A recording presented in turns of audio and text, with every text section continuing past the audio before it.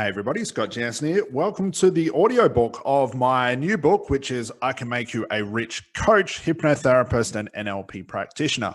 So the reason I thought I would create an audio version of this book, because I know a lot of you guys are super busy, and this is something that maybe you can listen to while driving in the car. It could be maybe if you're willing to be listening to this at the gym, maybe when you're doing some cardio, or even just walking around the house and doing your chores. This will be a great piece of audio to have playing while you're doing those tasks as well. So very excited about this. If you have not read this book, what I do recommend you do is go over to my website, scottjansen.com.au. Make sure you download this book as well. It's for free download, because even some of the stuff I'm going to be talking about will require you to be looking at the screen. Obviously, you guys can see the book in front of you, but also we do have some clickable links throughout the book as well that takes you to other resources, other videos, which allows me more time to dive deeper into the strategies that I'm going to be talking about in this book. Now, although this book's only about 51 to 52 pages, you can expect this audio version to be quite long, because what I would really like to do is I'm going to be reading and narrating this book as we go through this video. But what it also allows me to do is stop at certain points in the book and give you guys a more in-depth and thorough look at the strategy that I'm talking about. So what will happen, I'll narrate the book as it is written, but I'll also stop at certain parts and dive deeper into the strategy, which I'm sure you guys would really appreciate. I want to keep this nice and casual. I'm going to do my best to try and read this without stuttering my words or making any mistakes. But hey, we're all human. If you've been following me for a long time, you know that's pretty regular for me. But like I said, I do want to make this as extensive as possible and really give you guys some incredible value and really shine the light on some really important strategies, even though, like I said, this book's only 51 pages. But like I said, it allows me to dive deeper into those strategies as we go through. So without further ado, guys, again, let me welcome you to the audio version of I Can Make You a Rich Coach, Hypnotherapist, and NLP Practitioner. And we're going to do this all without paid ads, without funnels, without using websites, without giving away free sessions. No meetups, no events, no handing out business cards. This is essentially how you can take your business online, regardless of how long you've been in the industry for, how many clients you have or haven't had. Even if you don't know your prices, you don't know your niche, you don't know social media, I'm going to give you all of these strategies throughout these 51 pages. So I'm super excited. Let's dive into part one. So let me explain what is I Can Make You a Rich Coach, Hypnotherapist, or NLP Practitioner. So this book is the last and most important part of your journey as a coach, hypnotherapist, and NLP practitioner. It's the piece of the puzzle that will bring together your certifications, your therapy, your coaching knowledge, and probably what you guys have had, which is hundreds and hundreds of hours of study and your passion to help people. But like most who start their first business, the overwhelming amount of information, strategies, tips, and tricks turn a simple business model, which is really just get paid clients, really becomes a mess of confusion, frustration, and a lot of chaos begins to show.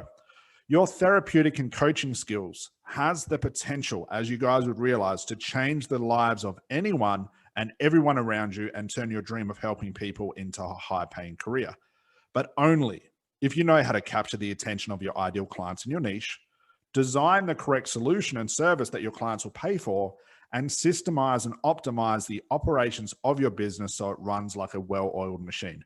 Now, the metaphors of a well-oiled machine, systems, operations, infrastructure will be common throughout this book.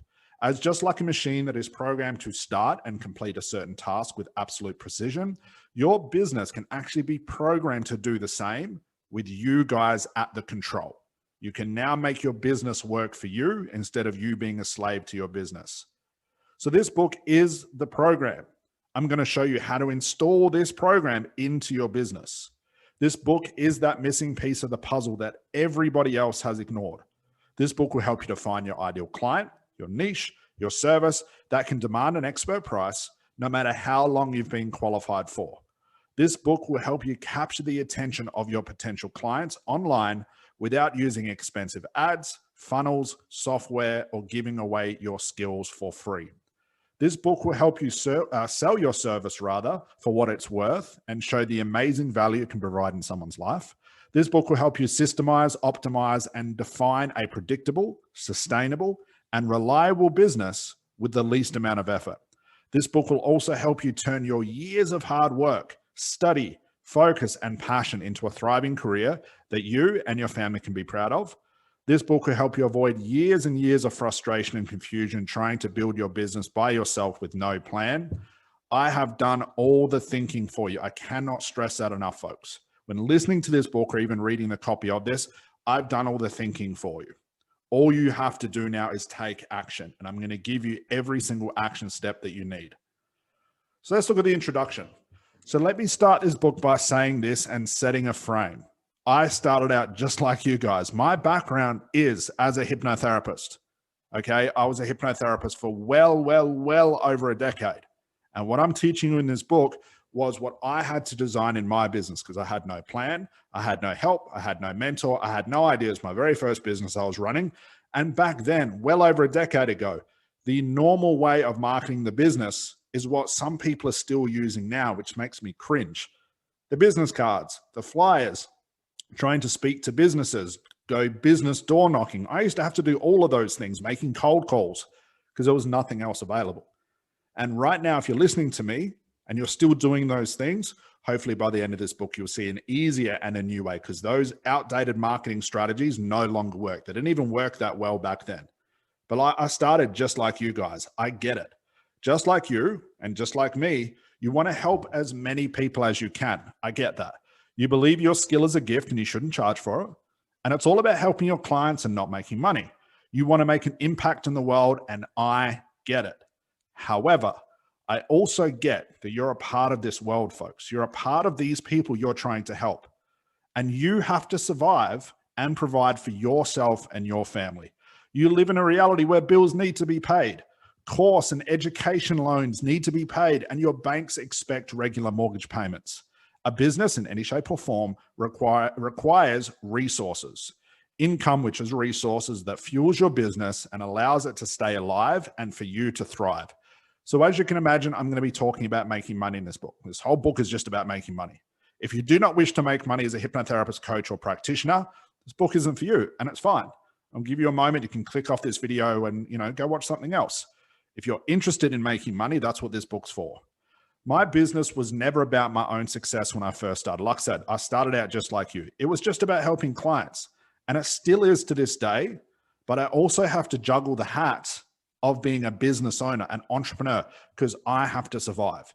I never really understood how a therapist or coach could really come to terms with and expect to work with successful clients if they're not successful themselves. I mean, if you're stressed out about paying your bills, not making money, where pretty much your electricity is about to be turned off, could you really be a good therapist? Could you really give your clients everything they deserve? Probably not, because you're stressed out about your own problems. Like I said, I was like you at the start. That's all I cared about was my clients, and I negated anything that I needed. I fell for the trap of spending years and years trying to heal myself with random unconscious theories about the mind, energy blocks, abundance blocks, energy, the universe. I went through all of that, guys. I probably bought every single course on the face of this planet about all of those things. I was obsessed with it because I was convinced, just like the majority of the industry, that that was the reason why I was not successful. And boy, did I suffer. I fell for the trap, like I said. But as the years went by and I neglected my business while I was trying to heal myself, I almost went under. So I looked for something new.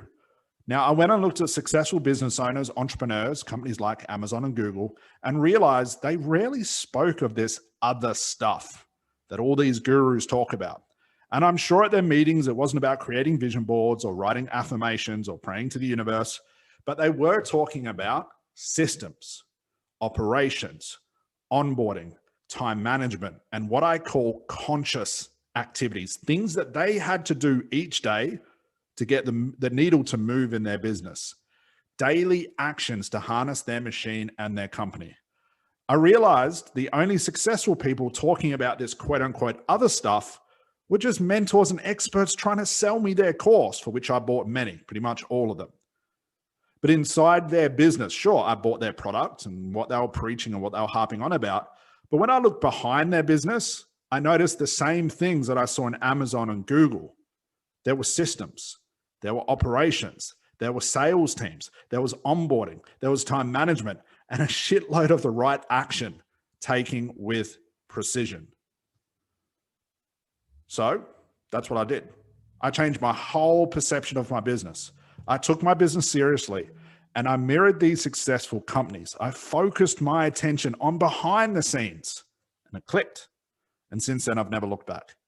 I didn't have some life-changing universal moment. I didn't have some big unconscious breakthrough.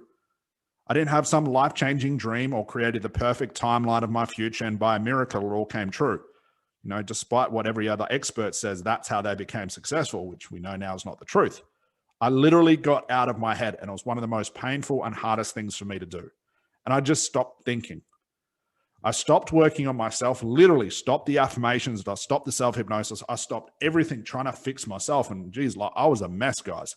I stopped working on myself and started working on and in my business. And over time, the me I was trying to fix for years and years with all these random abstract theories and ideas, when I stopped thinking, I got out of my head and concentrated on the conscious activities, the me I was trying to fix was fixed. With enough proof that I could be successful, all my anxiety, my fear, my procrastination, my fear of failure, the doubt, and all the other stuff I thought was real, and these were the things holding me back, disappeared. It wasn't the fact that the stuff I was trying to help myself with and heal myself with, that didn't change me. That actually made me worse.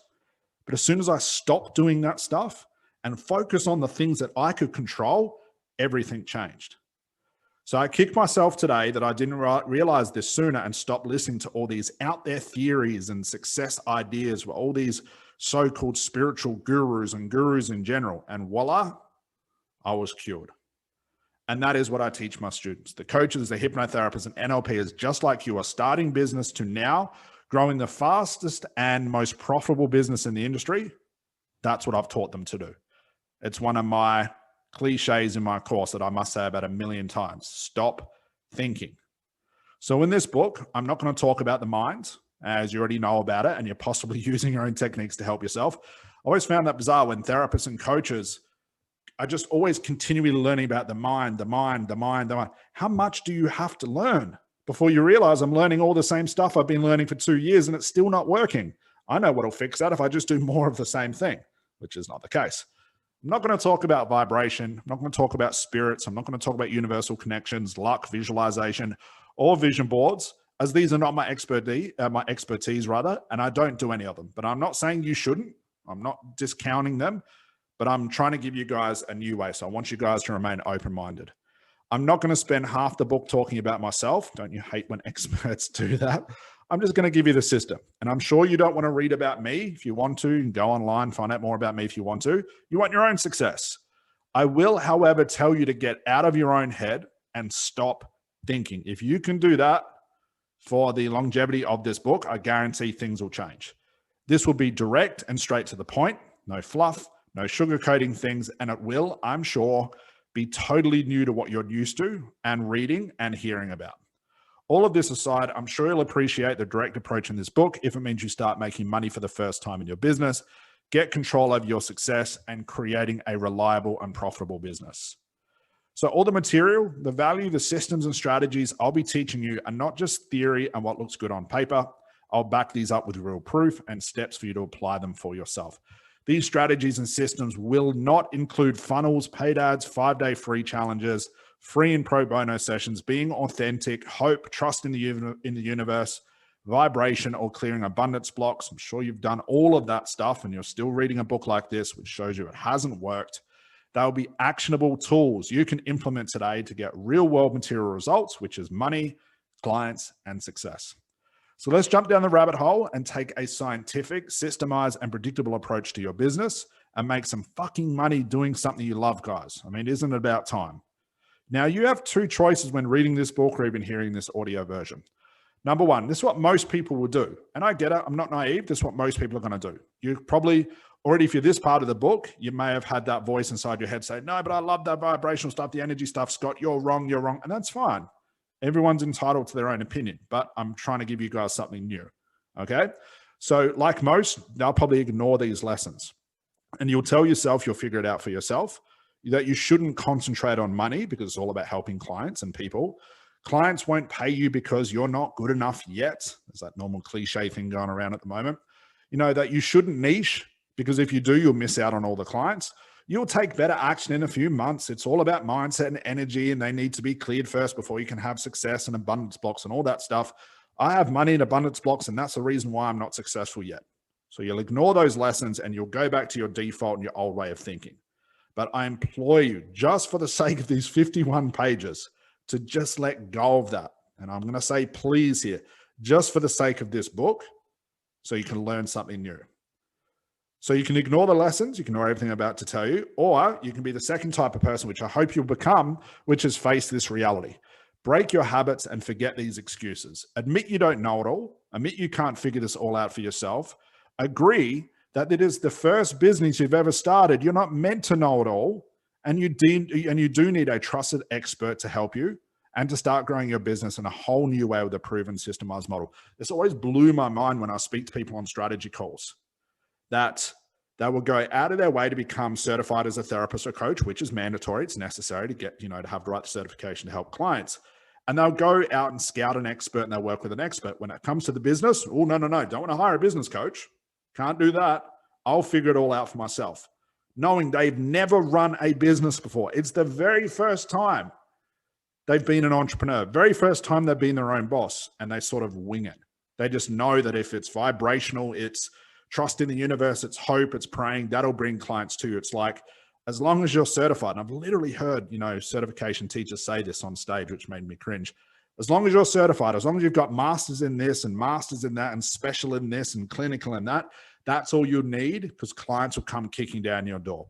I wish business was that easy. If it was, I wouldn't need to create a book like this, but unfortunately it's not. If you've never run a business before, if you've never got paid clients for, you don't know how to do your prices, you don't know how to find a niche, you don't know how to use social media, you don't know how to systemize, you don't know how to hire a team or a VA, you have to learn this stuff. Just like you learn to be a great therapist or a coach, you need a business coach, someone who's an expert. And that's what this book's showing you how to be. So here's how it'll work. The structure of this book is in really 4 ways. I'll introduce you to a new strategy. That's number 1. Number 2, I will explain what the strategy is and its context. Number 3, I'll explain the problem that occurs if you don't use this strategy. And then number 4, I'll show you the solution, which will be what will happen if you implement these strategies. Then you can take your pick whether you want to apply it or not.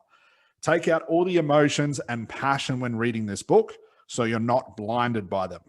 Otherwise, you'll miss out on how simple being a successful therapist, coach, NLP can actually be, and how easy it is to use these strategies. But if you're blinded by your passion, you're blinded by your doubt, and you think you know it all already, you're going to miss how simple this can be. It is not a complex business model. So you will also notice that I've added additional resource videos from my YouTube channel, which is, like I said before, guys, get the download copy of this, because there's a lot of parts in this book where I say, click on this link, it'll take you to a video. And like I said, this book's only 51 pages, but the video I've attached might be 45 minutes long. So it really dives deep into that strategy. Okay. So like I said, I added additional resources from my YouTube channel. We've got hundreds of hours, probably even close to 500 hours worth of content. You guys can go check that out as well, using a click here nomenclature, which will dive deeper into how to apply the strategy. So I recommend, like I said, get the book. That way you can use those YouTube videos as well. So that's the end of part 1. That opens up the strategy and the book for us. So let's dive deep into the first strategy. Let's go. The beginning. When most coaches, hypnotherapists, NLPs, practitioners, healers, consultants, and beyond start a business, chaos begins. And this goes from picking multiple niches that have not been proven to be profitable, creating numerous short courses with fancy names attached to multiple funnels and websites, packaging their service and offers in 7 different ways with names like Gold Pack and VIP Pack with multiple prices, discounts, percentages off, and buy one, get one frees, attempting every social media platform, speaking for free at events, hosting meetup groups and podcasts, and giving away free sessions, and everything in between. This chaos creates a virus inside of the mind of the practitioner that has no way of being stopped. While applying this chaotic structure to their business and noticing no results, more chaos is introduced, creating a bigger and messier to-do list that spirals out of control, even when 15-hour days, 7 days a week produces no desired results. Months of this turn into frustration, and looking for a 9-to-5 job becomes a necessity just to pay your bills and keep your passion alive. Eventually going back to work on a Monday morning with a master's in clinical and advanced, and every certification becomes your new reality. Not to mention your massive education and certification bills that will take you years just to pay back with skills that you can never profit from. So what's the solution to this? Well, I want to stop it right here because what I just explained was my business, the way it started for me. Okay, back then, social media wasn't really around. But what I thought was this, because this is what other experts I was watching, the Tony Robbins and all that, and all the other experts at the time, the Michael Burnoffs and all of that sort of stuff. And what they were saying, no one was talking about niching, having the right price, the right service. It was all work with clients and be passionate, find your passion, and that'll make you money. That was pretty much the only strategy out there at the time. And I thought logically, if I don't niche, I'm going to get more clients. If I have lower prices, I'm going to have more clients. If I have multiple offers, I'll have more clients. If I have multiple ways and multiple business cards and flyers to get clients, I'll have more clients. And I just thought more equaled more. But it doesn't work like that. More actually equaled chaos. And it was so hard to pinpoint what was working in my business, which wasn't much, but I couldn't see it, and what wasn't working in my business, which was 95% of my business. And what happened is I thought I had to just do more and more and more and more of everything, to the point where I was literally doing 15-hour days just to try and get clients, and it still wasn't working. So what did I think? Well, if I'm doing 15 hours a day, 7 days a week, I have to do 16 hours, then 17 hours. And you can see where that's going. And this was my business. And if you're hearing this and reading this book, it's probably your business too. And for the majority of people, which is really, really unfortunate, for the thousands of therapists and coaches I speak to every year on Strategy Call, do you know the amount of therapists and coaches that call themselves a success coach, a success therapist, but are now looking for a 9-to-5 job? And it's not out of what they're doing is wrong. It's not because their skills aren't unique and they don't know how to treat clients. They just haven't figured this stuff out because they weren't willing to make the leap to the extent to go find someone and have an expert's advice on what to do. It was literally, okay, I'm certified, I'm a success coach, people will come looking for me, but it's simply not the case. So this old school mentality of just doing more and yeah, look, doing the right work and grinding, I really appreciate that. And I think that it's important, but you have to know what work to do. You have to know what work to grind on in order to be successful. And unfortunately, probably 90% of the industry are at a 9-to-5 job right now, even though they call themselves a coach and a therapist that can help other people have success, but they can't figure it out for themselves. And they're using their 9-to-5 job, the money they make from that, just to keep a random business alive. You couldn't even call it a business. And when I saw this, it was heartbreaking because I've been there, done that, and I've come out the other end of it. So we have to find something new. So what is the solution to this? How do you avoid this? If you're listening to this while doing a 9-to-5 job, how can you get out of that and become a coach and a therapist and do something you love without having to resort to go get another job just to survive? So what's the solution to this chaos, this chaotic business model? Well, this book is the solution to this mess and chaos.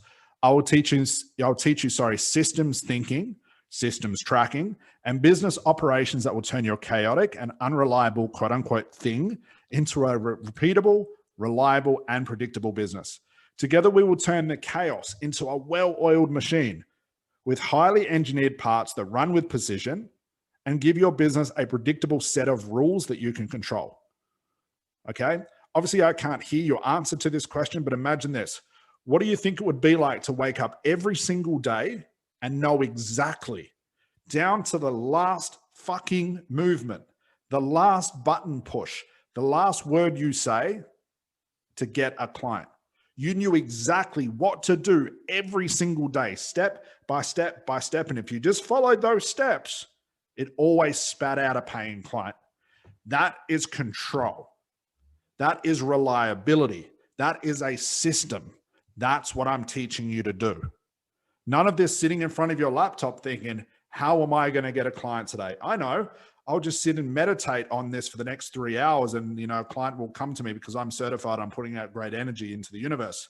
No, we need to have a reliable set of rules that our business can function through. Just like Amazon, just like Facebook, just like all YouTube, just like all of these big, massive, multi-billion-dollar companies have systems, have tracking, have operations, know what they need to do, know what buttons to push and what buttons not to push. And therapists and coaches should not be any different. We're a business, for God's sake. Let's start acting like a business owner and treating our business by a set of rules that should be governing the business from the start. So we'll turn these random acts of marketing, these random acts of daily action, this guessing and wondering and hoping, into a trackable and usable equation, just like a well thought out science experiment. Like I said, wake up each day knowing that, okay, it's Monday.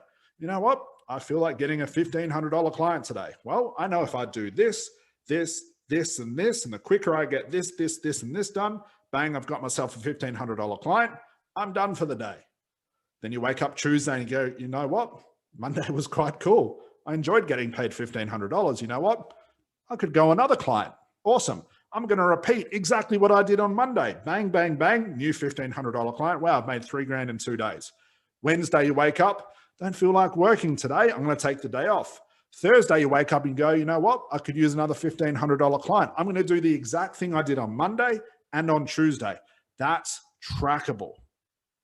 That's a reusable equation. That's the extent that we can get your business to step by step by step. And then all it takes is for you to think, well, how many clients do I want to see a month? How much money do I want to make a month? How much of my own time would I like in my day where I do not want to sit in front of my computer, that if I just grind for the first 2 or 3 hours per day, it's the same as when I used to grind for 15 hours a day, but at least I'm getting paid for it. Wouldn't it be nice to know what to do and what to ignore? That's reliability. That's what this book's going to show you how to do. So you go from something where you're doing random acts of marketing and random daily actions and random thoughts and vibration, all that sort of stuff, into something that's trackable, that you can iterate and make better.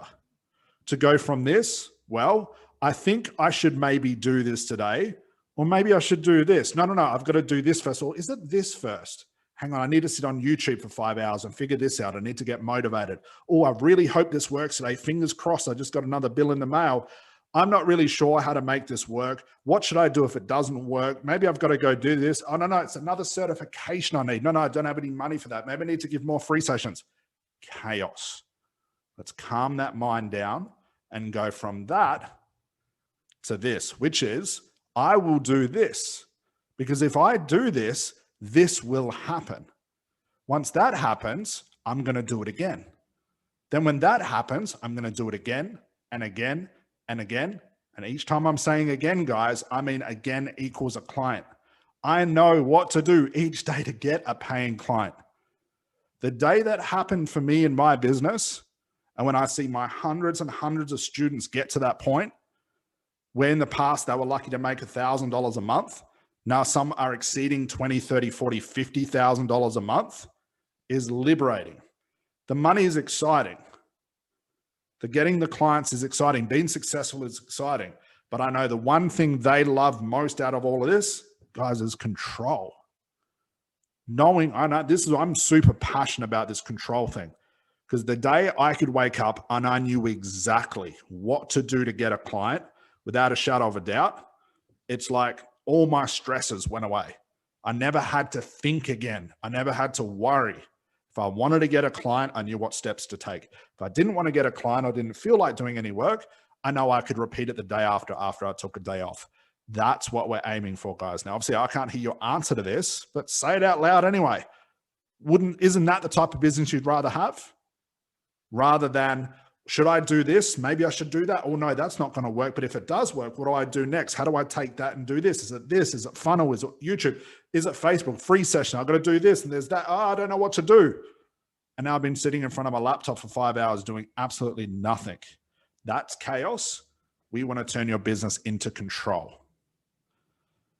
So look, there are 3 types of business owners. Okay. And I want you to define which one you are. So number 1, and I'll give you a bit of advice. I was all of these at one point. So number 1 is I want to do everything therapist. They see the chaos in their business. They don't know what to do. And they assume that in order to break the chaos, I've got to do everything, because everything is the key. And if I do everything every single day for the rest of my life, I'll have a successful business. So this is what I call the do everything therapist. When therapists start out in business, they try to attempt everything at once, just like I did. They use every social media platform at once. They attend every single event and networking party at once. They create 12 funnels with different paid ads. They give away free sessions and pro bono sessions. They host events, webinars, workshops, and podcasts. They create 10 different packages, products in 8 different niches with 16 different prices and everything in between. And then very quickly they get overwhelmed, they get exhausted, and their effort never really materializes into money or success. And when they see this approach not working, what do? Like I did, they keep adding more and more and more and more and more of everything until 15 hours a day are still not producing any paid clients. So that's the first type of therapist. I wonder if that's you. Or are you the second type of therapist, the overthinker and over-worrier? And as a matter of fact, this is where I started, as the overthinker and the over-worrier. Then I went to the I'll do everything therapist. Then I moved on to the third stage, which I'll show you guys in a moment. So number 2 is the overthinker and the worrier. The therapist or a coach comes to realize how much they think they must do. They don't know for sure. They just have been told by every expert that's what they have to do. And they think this is exactly what I have to do. That I have to be on every social media platform. I've got to do sales, but sales are scary. Asking for money is scary. I've got to do videos and Facebook Lives. I have to create YouTube videos. I have to have funnels and paid ads and giveaways. I have to go to networking events, and I have to go to meetups, and I've got to go to all of them. I must give away free sessions because my expert, my person I was taught by, said I need to give away free sessions. I have to do pro bono. I have to give away business cards. I've got to hand out flyers. Talking to people and giving away your free sessions. I've definitely got to do that. I definitely have to pick a niche. But then I don't have to pick a niche, and one niche won't help. Maybe I have 5 niches, but no, I need 1 niche, then 5, then no, it's 6. Or the latest expert said I need 12 niches. I've got to do that too. That I have to be pricing on my service. I've got to have a high price, but no one's going to pay me a high price. I can't even ask for $50, but every expert saying I've got to charge $1,500. What if I charge $25? That's not going to be enough. Chaos, chaos, chaos. And then all of a sudden they go from seeing face-to-face clients or trying to get that business to work. And now they're launching programs. They're launching group coaching programs. They've got free Facebook groups. They're doing funnels, and they're jumping from niche to expert to expert. And all they start to think is, look, I'll make 18 different products with 19 different funnels with 6 different price packages in 15 different niches.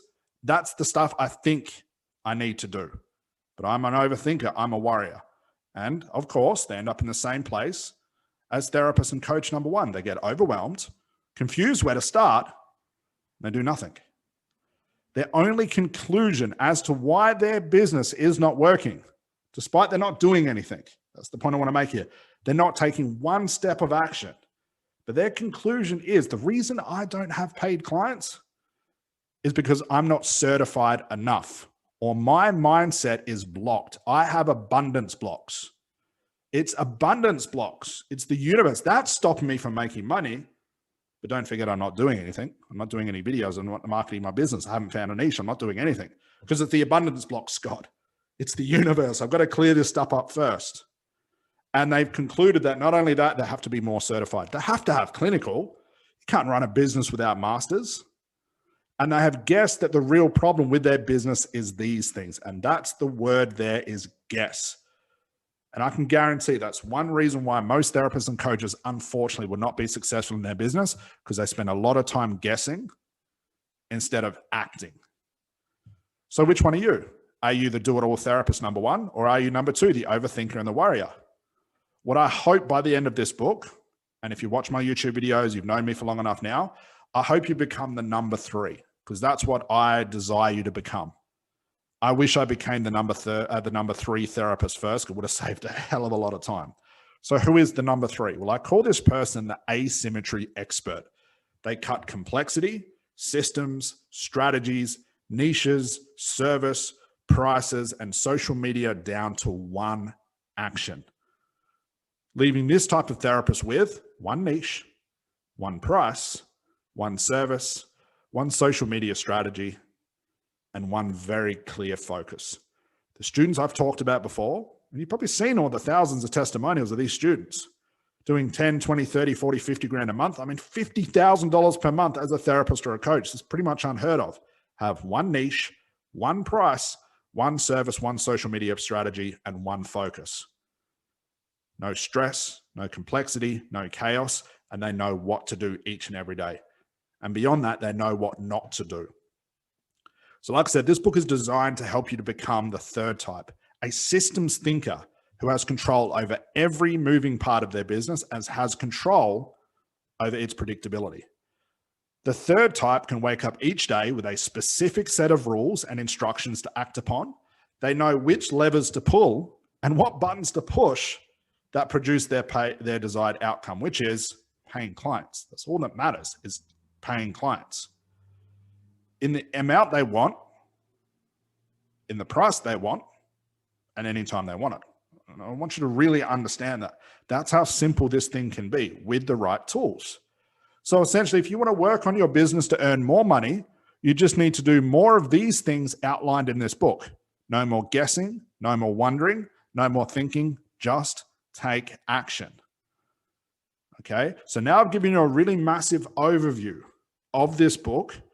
I want to dive into the first strategy. The first strategy, we're going to start from the top, is starting to look at your niche, because I can guarantee if we get this niche part right, everything will change in your business. I've seen students go from literally zero, no marketing experience, no business experience, find their niche. And within days of just having that right niche, not even marketing that niche, they start getting paid clients. Why? The niche is the most important thing. But it's not what every expert will tell you. Just follow your passion and you'll get paid in your niche. Absolute fucking garbage. Excuse my language. I get quite passionate about that. Niches are really, really important. There's a lot of important elements that go into finding the right niche, which I'm going to explain in detail in this book, that if you overlook this, there is no marketing, no funnel, no strategy, no system that'll help a business if it's broken at the niche stage. So let's get into that. An introduction to your new system. So below are different versions of the same diagram that I use to systemize my entire company, guys. You can do this the exact same thing for your hypnotherapy and your coaching business. And the same system we will use to reinvent your business from scratch. It is the same systems approach my six-figure and multiple six-figure students have used to grow their business from absolute scratch to the fastest growing businesses in the industry. So obviously, if you're listening to this in the car, you obviously can't look at your screen to be able to see those diagrams. I'll try and explain them the best way I can, but I do recommend downloading the book. You'll be able to see these diagrams for yourself. So figure 1 is the system. Figure 2, what the system means. Figure 3, my entire business model in the system.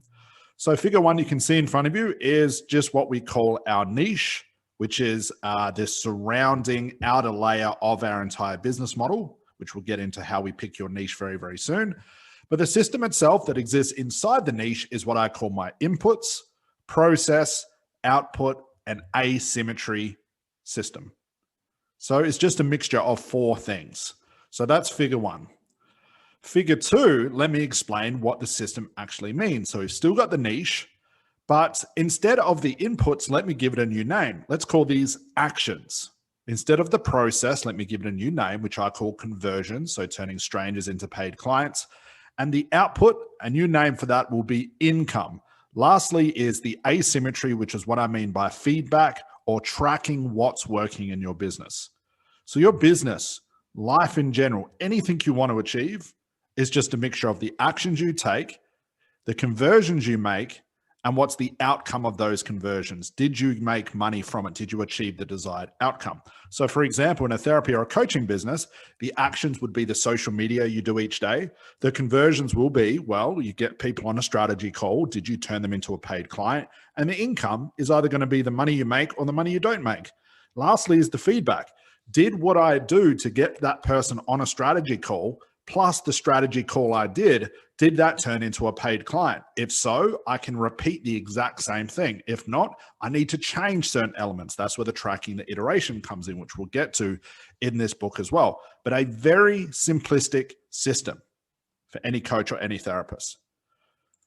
So that's figure 1. Figure 2. Lastly, figure 3, let me show you my entire coaching company. I can also show you my entire hypnotherapy business when I was seeing stop smoking clients. This is exactly what it looked like.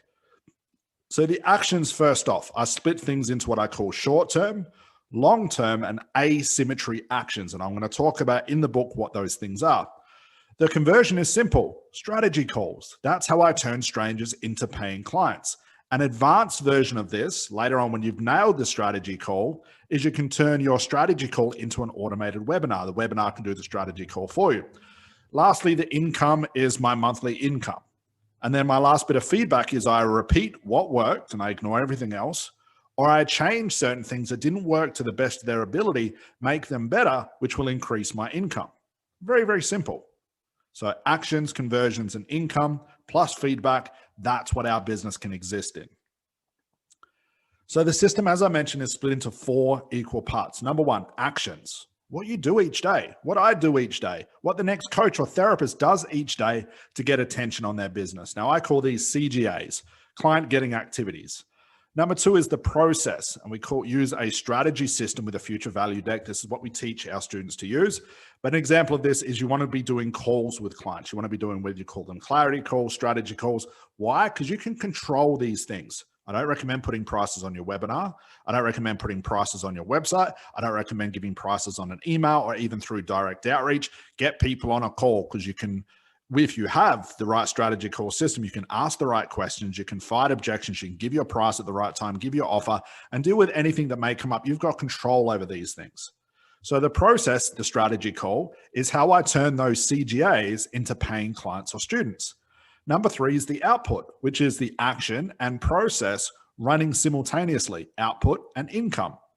Are the actions I'm taking turning into income? If they are, I repeat those same actions. If they're not, I can change the actions until they start producing paid clients. And once they're doing that, I can repeat them. Hear the theme here, guys? No guessing, no wondering. It's analyzing what you're doing.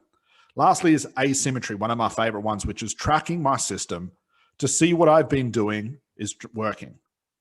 Okay. So if I'm doing, or I'm creating YouTube videos or Facebook Lives or Instagram, whatever it is, are the actions I'm taking turning into paid clients? If so, I can repeat them. If they're not turning into paid clients, I need to change the actions. So guys, say this with me: input, process, output, asymmetry. Input, process, output, asymmetry.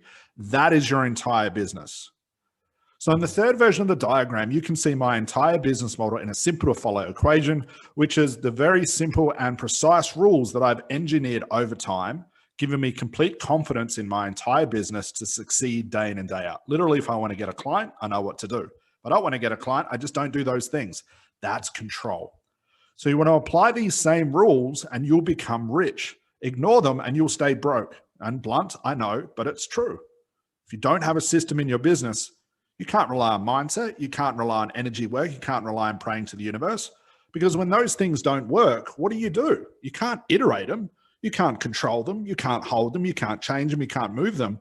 All you can do is just do more of them. But what happens when you're doing 5 hours a day of this stuff and it's still not working? All you've got is more. No, that stuff is not a system. That's a guess, and a very bad guess at that. We have to apply a system. So like I said, apply these rules and you'll become rich. Ignore them, you'll stay broke. However, below, and I want you guys at some point, if you can't see the screen, make sure you download my book and check this out. Let me show you what my system used to look like when I was the first version of the therapist and the second version. Remember, the overthinker, then the do-it-all therapist. Let me show you what that looked like mapped in this system so you can see why I was not making any money. And this is most likely the business model you guys are running as well. So here it is. Niche. I had none. I followed the old model that said, don't niche, just find a passion and work with everybody at a low price. I followed that. And therapists and coaches are still following that to this day, which I find ludicrous. The actions, conversions, and income. Let's see what I had in my action box. I was healing myself. That's all I was. That's the only action I was taking. And I couldn't figure out, why can't I get clients? Well, I'm too busy trying to fix myself. I'm healing myself. I'm giving away free stuff, giving away free sessions, and I was procrastinating a lot. So that was my actions, nothing else. I wasn't doing anything because I didn't know anything else. My conversion was email. So people may, for some reason, come across what I do and send me an email and say, Scott, I want to work with you. I would email them back with my price, never hear from them again. That's all I had. I didn't want to do strategy calls. I didn't know how to do them. I didn't even want to be on the phone. That scared the hell out of me. So email was easy. I didn't have to really be in front of the camera or anything like that. What do you think my income was? Crickets, zero. And I look at this now and think, wow, no wonder. But when I was caught in this system, I could not figure it out because I'm listening to every guru tell me it's mindset, it's free stuff, don't niche, give away things for free, It's all in your head. It's abundance blocks. It's this. It's the universe conspiring against you. I listen to all of that stuff, and that's inside my head. No wonder I can't make anything work on the outside. But when I did have that person that would email me asking for my price, because the only way they could find me, I would give them my price, never hear from them again. Why? Because there was no process in place. And of course, my income was zero. And when it came to the asymmetry, the feedback, repeat or change, I had no idea what to do. I didn't even know about tracking. I just thought I've got to do more healing myself, more of it. I remember having conversations with myself thinking, okay, I'm going to spend my entire weekend, no TV, no distraction, and I'm going to self-meditate. Okay, I'm going to do self-hypnosis all day, vision boards, write my goals down, speak to the universe, write it a letter. I did those things. Nothing worked. Nothing happened. I didn't get a client from those things. I just spent more time trying to fix myself, which I couldn't do anyway. So I had no idea what was working because this is the only system I had because that's what the gurus were telling me. So my inputs, my actions were heal myself for hours per day, create free stuff talking about hypnotherapy, talking about NLP, talking about coaching, all the things my clients didn't care about, as you guys will find out very soon, and days of procrastination. I can't blame my old self for procrastinating. If nothing's working, of course I'm going to procrastinate. What's the point? Processes, my conversion, email and cold outreach, knocking on doors at businesses. It's all I had. When I finally mustered the courage to leave my office and think, man, I'm broke. I'm about to go like living on the streets. I have to go around my local area, hand out the business cards, knock on local businesses, talk to them. And I would respond to any, which was very few, giving away my price, sending a document outlining what I could do, what hypnosis was and wasn't, sending invoices, nothing. No one bought a thing. Outputs, income, mostly zero. I would be lucky if I had one client a month. I had those times where I had one client and I got that one client and I was so happy for about 1 minute. And then I thought, oh, wow, that's one this month. What happens next month if I can't even get one again? I'm screwed. That constant war inside my head. So it was mostly zero. I was convinced that I needed to heal myself more, those pesky abundance blocks, because maybe I wasn't confident enough. I wasn't worthy enough. I had some random unconscious block like a wall that was stopping money coming to me. I mean, give me a break. That's what I wish I would have said to myself. And sure, I would attract the occasional client, but that wasn't through healing myself. That's just the law of big numbers. There's 7.5 billion people on this planet. I'm bound to get one person. That's just the law of large numbers, nothing to do with healing myself. So I would attract the occasional client that was ready to pay on the spot, but I had no consistency, none. I couldn't control it. These people were controlling me. My business was controlling me. Life was controlling me. I had no control over anything. Lastly, asymmetry in tracking. I didn't know it worked. No idea why it didn't work. No idea what to fix or how to fix it.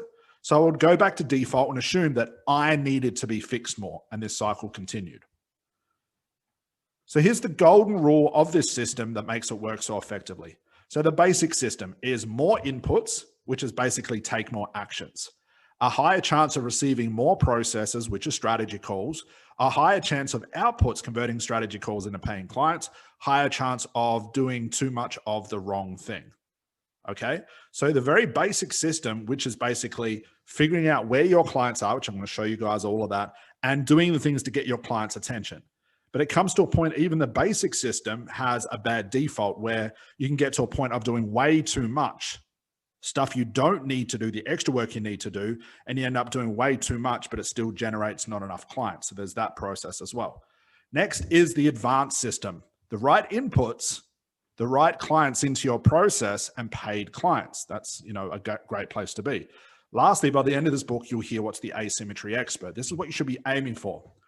Only the right inputs. Ignore everything else. That's the I know what to do each and every day to get clients, and I can ignore everything else. The right clients into your processes every time. So everybody that books a call with you is the exact right client. They've got money to pay for your service. They're ready to go. There's no objections. Paid clients doing less work. That's the asymmetry expert. That's what we're aiming for.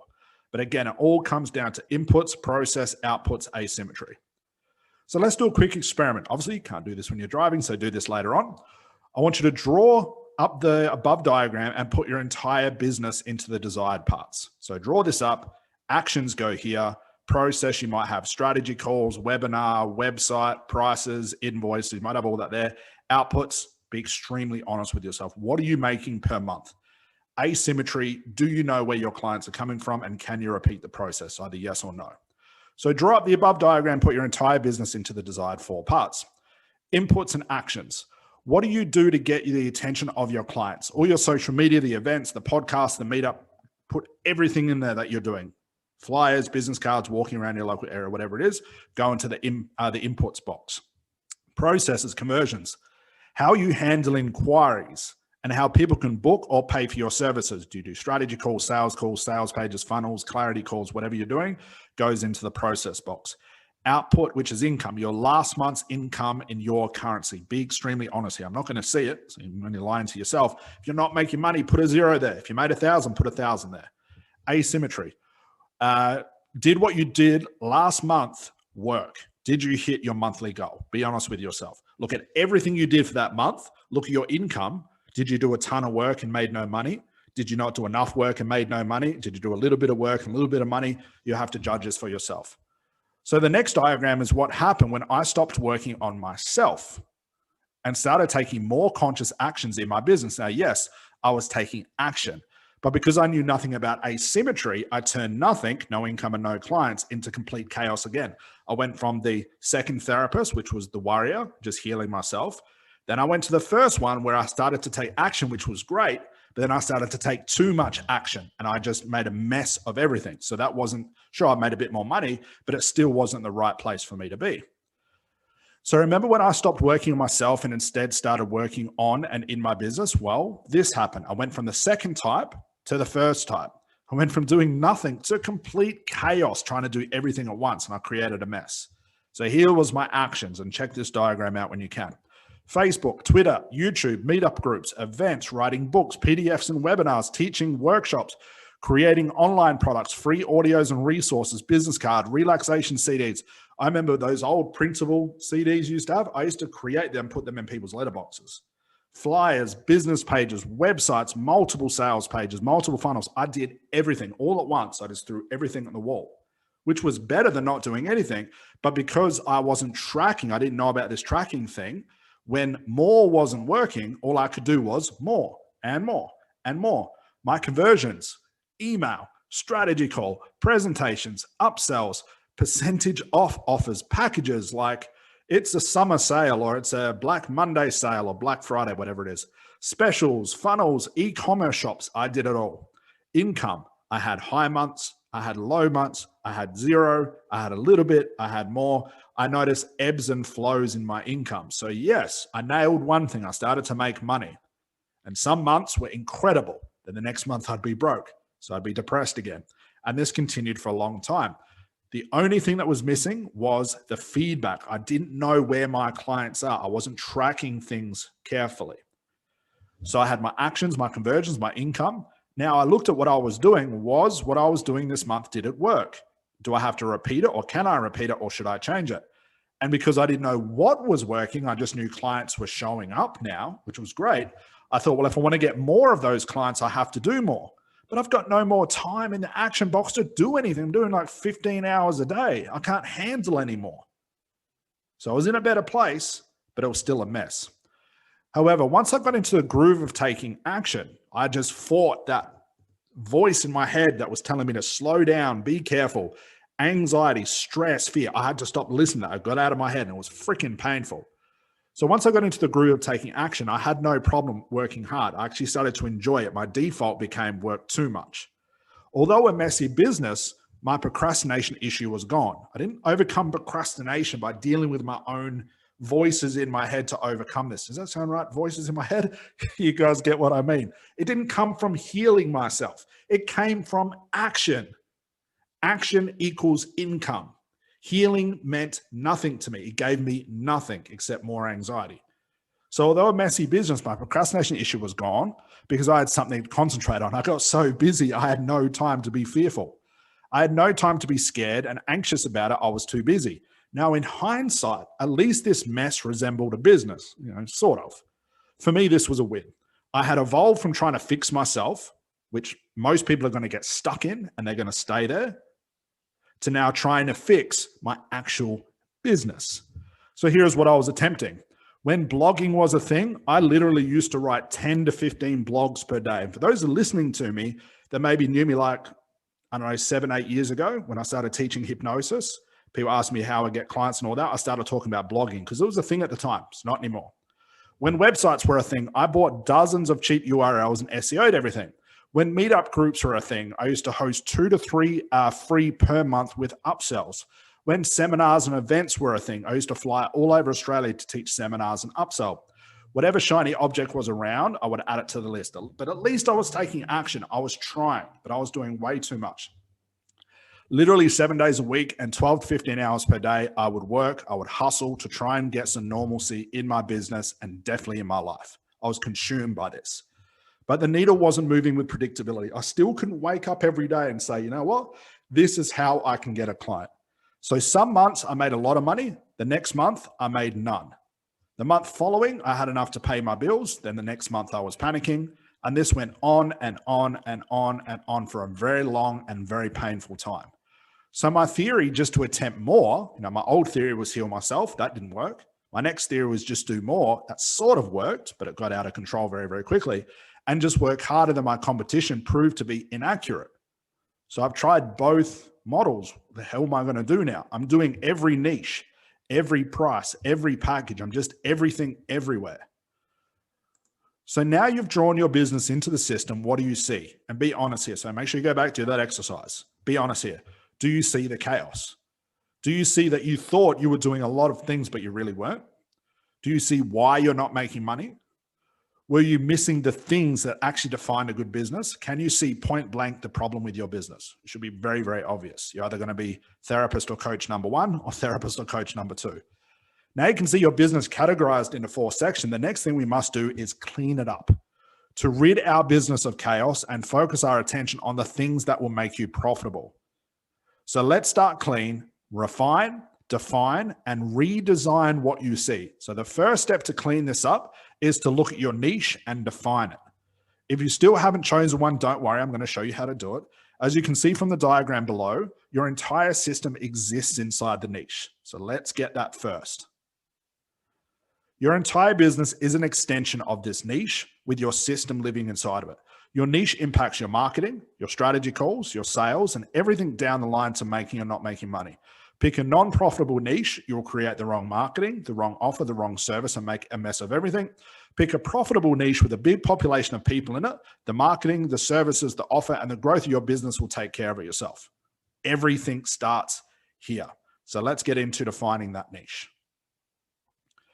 So I have students who had a very chaotic, messy, and non-profitable business find a real and profitable niche and go from $0, 0 client, 0 everything, like literally just certification in hand, to over $10,000 to $20,000 in their very first 4 weeks by just finding the right niche. That's how important this is. If you're listening to gurus now, I just say follow your passion. I advise you to think again. So even before mastering sales, social media, and redesigning their entire system, the niche alone is where you'll see the first jump in your business. But I have some bad news for you. I must be like the bearer of bad news. Let me be the first to say it here. Not every niche is profitable. Okay. I don't care what your gurus have told you. I don't care what the experts tell you. I want to show you fact. I'm going to be the one person who doesn't lie to you about this. If every niche was profitable, you would be successful. You wouldn't need to be reading this book. You wouldn't be struggling. So that's fact. And right now in your life, if you're not making money and you're not profitable, it means the niche you've more than likely picked is not going to be profitable, and it never will be. And it is ridiculous to think that every niche is profitable. It's ridiculous to think they all are, because it's not the case. If you can just believe me on this and my above statement that not every niche is profitable, I guarantee your business will take leaps and bounds towards being successful. But this is hard for most people. So let me explain my point here more. If every niche was profitable, you would see every coach and therapist being successful, and you wouldn't be ready or reading this book, rather. I got a little bit excited here. So here's the ugly truth. No matter what you're passionate about, what your story is, how much you desire to help people in your niche, the bottom line is this. There are more niches that are not profitable than are profitable. And that's just fact. Look at it in your own life right now. Fact. You have probably bought all those courses, followed all those instructions, and heard all those gurus say, turn your passion into profits. I've got those courses. I've studied them, meaning you'll find something you are super interested in and turn it into a business. And look, I joke when I say this part here, but this is true. I have a passion to go to like a posh, quiet cafe with friends or even my mum and dad and just my sister and go chill out her husband. I like going to those little posh cafes because they've got really nice coffee. And I have a great cup of coffee or three. I like my coffee. And I decompress after a big week. Okay, I decompress from my students, decompress from everything, just have a little me time for a couple of hours. And I can sit there for hours and just do nothing except drink coffee. Hell, I even go by myself sometimes. Now, this is a passion of mine. I mean, what is a passion? Let's define that. Something you enjoy. So passion might be a big word for drinking coffee, but you see my point here. Now, imagine I tried to turn this into a business. My passion, turn passion into profits. My passion of drinking coffee. Imagine I tried to turn that into a business.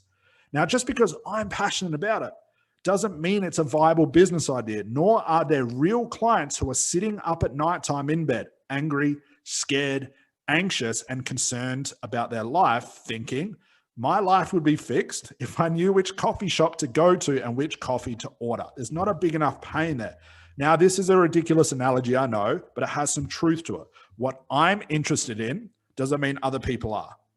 What I'm interested in doesn't mean what other people are. What you're interested in doesn't mean other people are. What your journey or your story is doesn't mean people have the same journey as you. And unfortunately, they don't care either. Your clients don't care about your journey. I do because I want you to be successful and I want you to understand this. So just like using systems thinking, we will use a niche thinking to recognize what niches are profitable, how they are developed, and how to choose correctly. If you have ever been told you do not need to pick a niche, I'm going to invite you to think differently. Niches are an extension of your entire business. They are not separate. Every business and every company on planet Earth, has a niche. So here's my little analogy here. Coffee versus niche.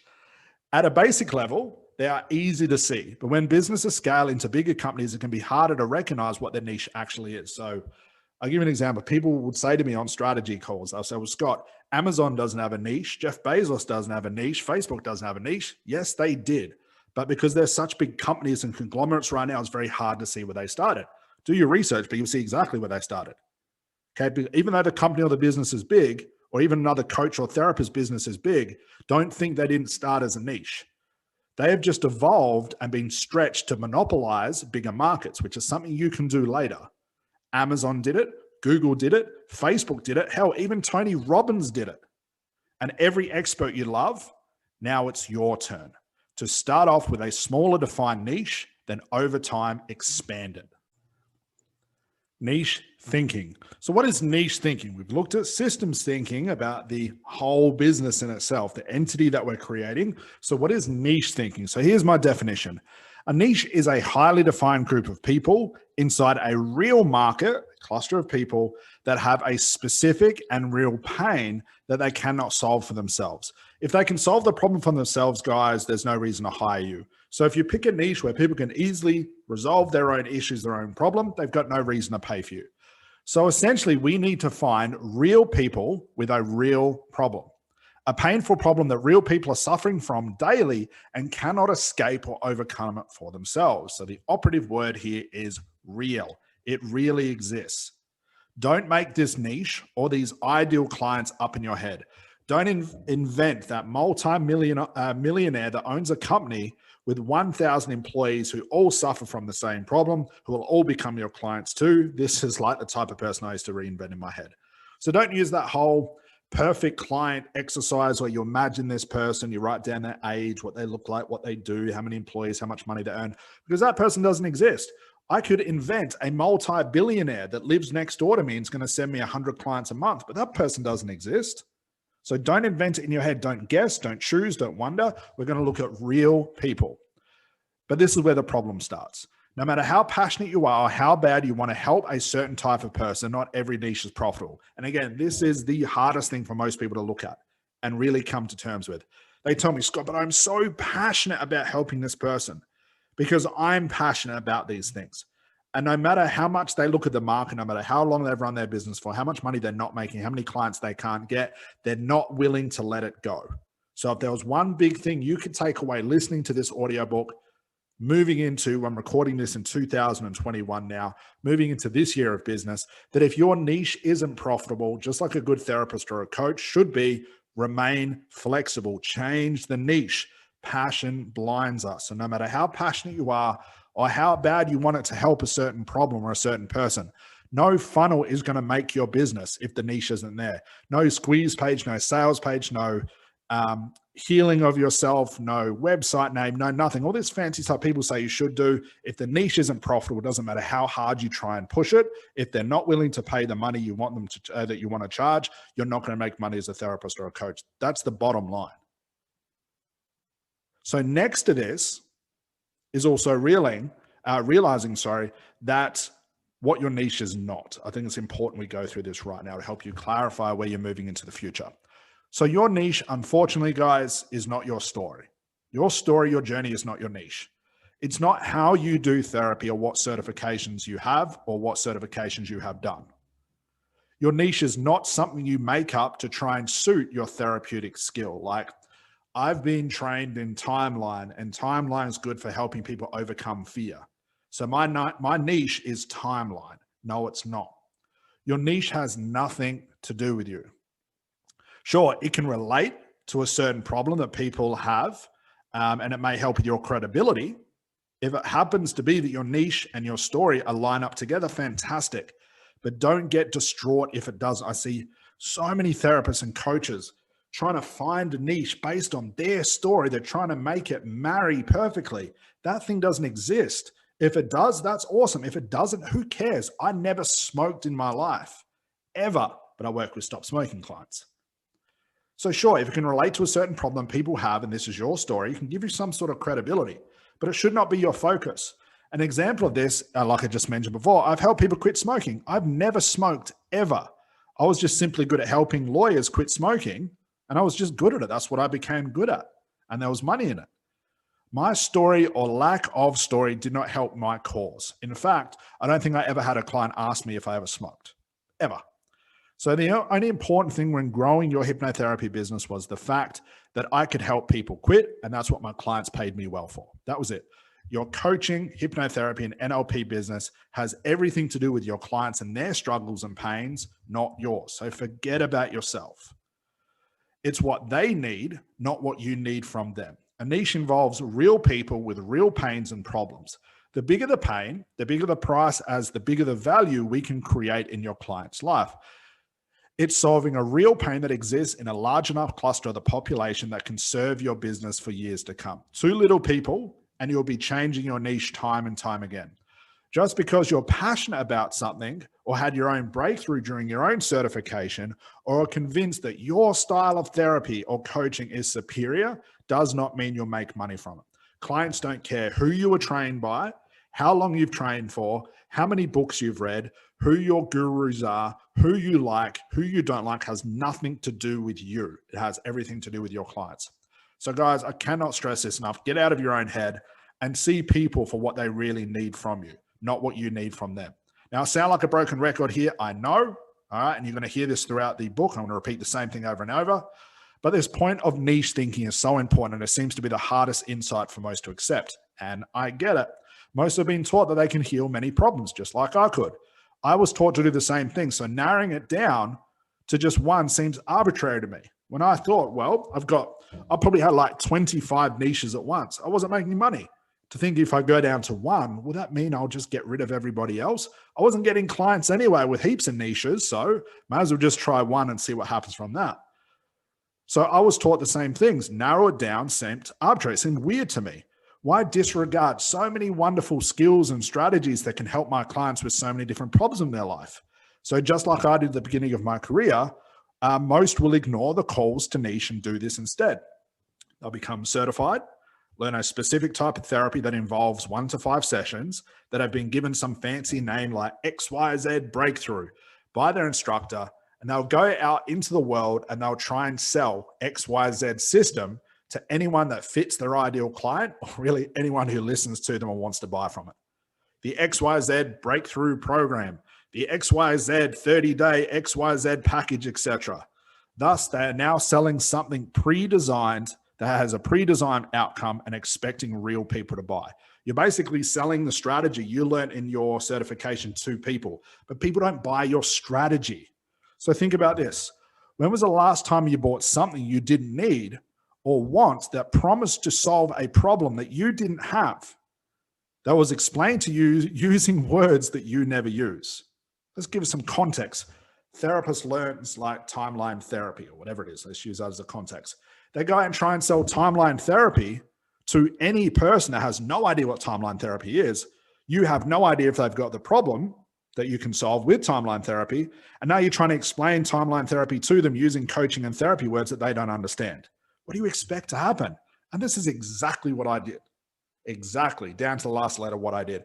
And I wonder why when I talk to people about hypnosis, they just had a blank look on their face, no matter how easy I tried to explain it.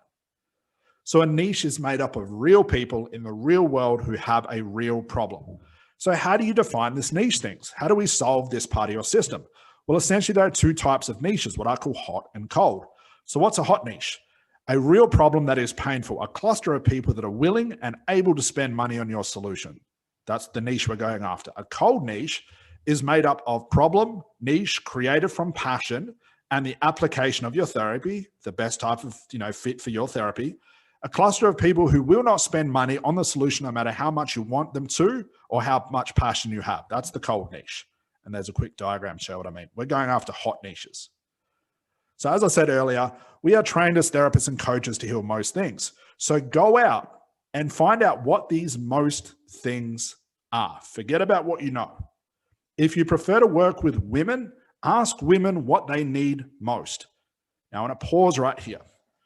To do this exercise properly, yes, you need to speak to real people. I want you to detach your identity from being a therapist or a coach. When you go speak to real people about what you can help them with, detach yourself from being a therapist or coach, because then you'll align the conversation to try and match your type of therapy. You are just a human being right now. Go out and find people that you would like to work with, men, women, professionals, CEOs, business owners, whoever, general public, mothers, fathers, whoever it is, and ask them questions about what they would need. What problems are they having in their life? If you prefer to work with men, go ask men what they need. Women, go ask women. Ask these people, whoever they are, what they need from you, what their pains and desires are, and give them this. Give them that solution. Take away their pain and give them their desire, and your business will fix itself. If you find that you like to work more with women who run their own businesses, ask these women and find the common problem amongst them all. Go speak to 15, 20, 25 business women. Create a solution for this shared problem and give them this at a good price. That's all business is. If you prefer to work with men who are ex-veterans, ask these men and find the common problems amongst all of them, create a solution for this shared problem and give them this at a good price. If you prefer to work with women who've become a parent for the first time, ask these women and find the common problems amongst all of them, create a solution for the shared problem, and give them this at a good price. Hopefully you see my point here. Before you think of the solution you will offer, what service, what package, what program, what fancy name you're going to give it, or which type of therapy you're going to use to heal this problem, you need to know their pain first. In their words, you need to know exactly what their problems are. It is always pain first. Every business starts by solving a pain. Even this book is solving a pain.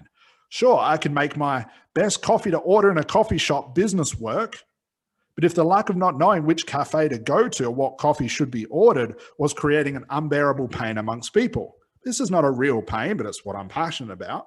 If it was a real pain, I'd probably make a lot of money from it. But this is not real. Thus, my passion is not a business. Hopefully you see my point here. This is the 1, 2, 3-step equation most will use when trying to define their business. The first thing they'll do before they start talking to people is they'll create a solution first. Like, I've been taught to do a 30-day transformation. I'm going to sell that.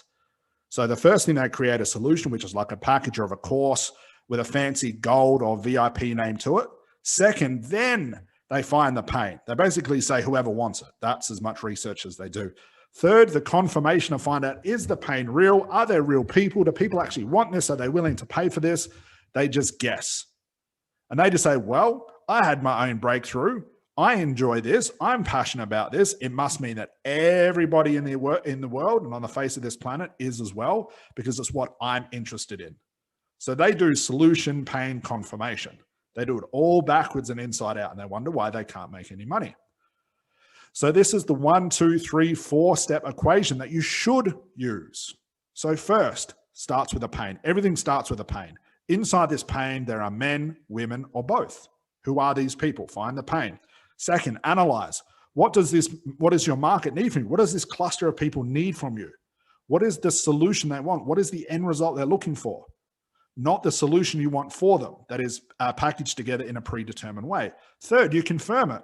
Confirm with your niche, again, that you have the solution they want, if not change it. It means you don't just speak to one person, speak to 30 people. And if 30 people all have the same problem, they all happen to be females in business, now you have a viable idea. Fourth, then we figure out if we can solve it. Can you give the exact solution your market wants? Not the solution you want for them, the solution they've told you they want. And is it tangible? So they know what they got, what they paid for. Okay, so that's the diagram for that. So let's talk about the solution itself. So if the solution you offer to them is vague, it's going to be hard to sell. Okay, so I see this as a bit of an issue as well. Therapists and coaches, they go for the end result, which is fantastic. They sell on the end result, but the end result is so vague, clients can really struggle to know, hey, did I get what I paid for? But I said this earlier also, one of the hardest things to do is to recognize this, to realize that your niche you are super passionate about may not be profitable for you. And you're going to learn that when you go speak to real people. And most of the time, 9 times out of 10, these super weird passions that people are obsessed with turn out not to be profitable. And that's fine. But what you do with it, or what move you make next, is either you're going to make money or not make money. And just like any good therapist who must remain flexible during therapy, you must remain flexible to change their niche if they see it not being profitable. So how do you tell if a niche is profitable? Well, look at your last month's income. If you have a niche right now and you made no money, the niche isn't profitable. Don't look at your likes, shares, or comments on social media, or what your friends, family, or other therapists tell you to. These people are not your clients. So I have people that will say to me on strategy calls, they'll say, Scott, I'm not making any money. I found this niche, but I'm not making money. But I get heaps of likes, heaps of shares. Other therapists said I would be great at this. My mom and dad said I'd be great at this. I'm not making any money, but I get all these people showing up to my webinars and giving great content, likes, shares, and comments. Don't be distracted by those metrics. The only metric we can look at is your last month's income. If you made no money last month and you can really admit that you did a lot of work for it, which if you did, fantastic, well done, but it still didn't make you money, go back to the drawing board and look at your niche. Don't ask your friends, family, and please don't listen to other therapists and coaches or your colleagues. They are not your clients. They're just going to give you opinions. Opinions don't make business. Real metrics and real data makes businesses.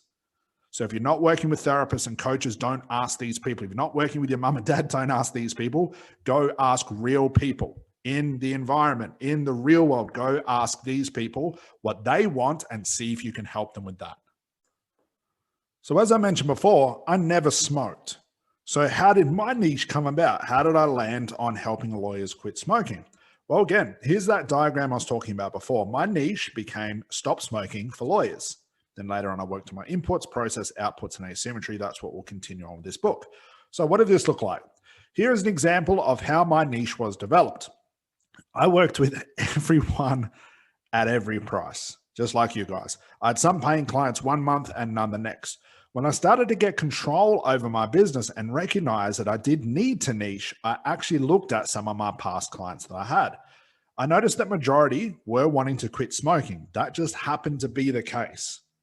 So I niched to help people quit smoking without experiencing cravings, because I knew that's the result they wanted. They wanted to quit with no cravings.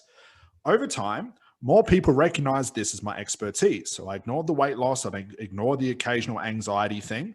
I just focused on the smoking. And my business started to grow with new paying clients, which was great. So from here, I started to really optimize my system for more efficiency, because remember, I was doing far too much at this point, and began to focus and narrow down my niche a little more to see what would happen. I saw the real example of what happened when I stopped niching to everybody. I niched down to one thing, and despite my thoughts of, well, if I niche down, that's scary, I'm going to say no to everybody else, more people started to come and see me, which was very interesting. So over time, like I said, people recognized this as my expertise. That real expert label had something to do with this, which is great. My business started to grow with new paying clients, optimized the system for more efficiency, and thought, well, let's see what happens if I narrow my niche down even more. What's the worst that can happen? So again, I looked at my past and now my current clients, and I noticed the majority had the same profession, lawyers. I also analyzed my strategy calls, and lawyers seemed to pay in full with no questions or objections. They were more motivated than mums and dads and general public I was working with also. So that gave me an idea. So I took this data, I didn't think about it, I got out of my head, I looked at what was happening, and my niche became helping lawyers quit smoking with no cravings. So fast forward a little bit of time and getting really good at helping people quit smoking, my general 2 to 3 session process narrowed itself down to about an hour or so. So later on in this book, I'll introduce you to something called my MOS process that encapsulates this idea of speed. So my niche then evolved to helping lawyers quit smoking without cravings on their lunch breaks.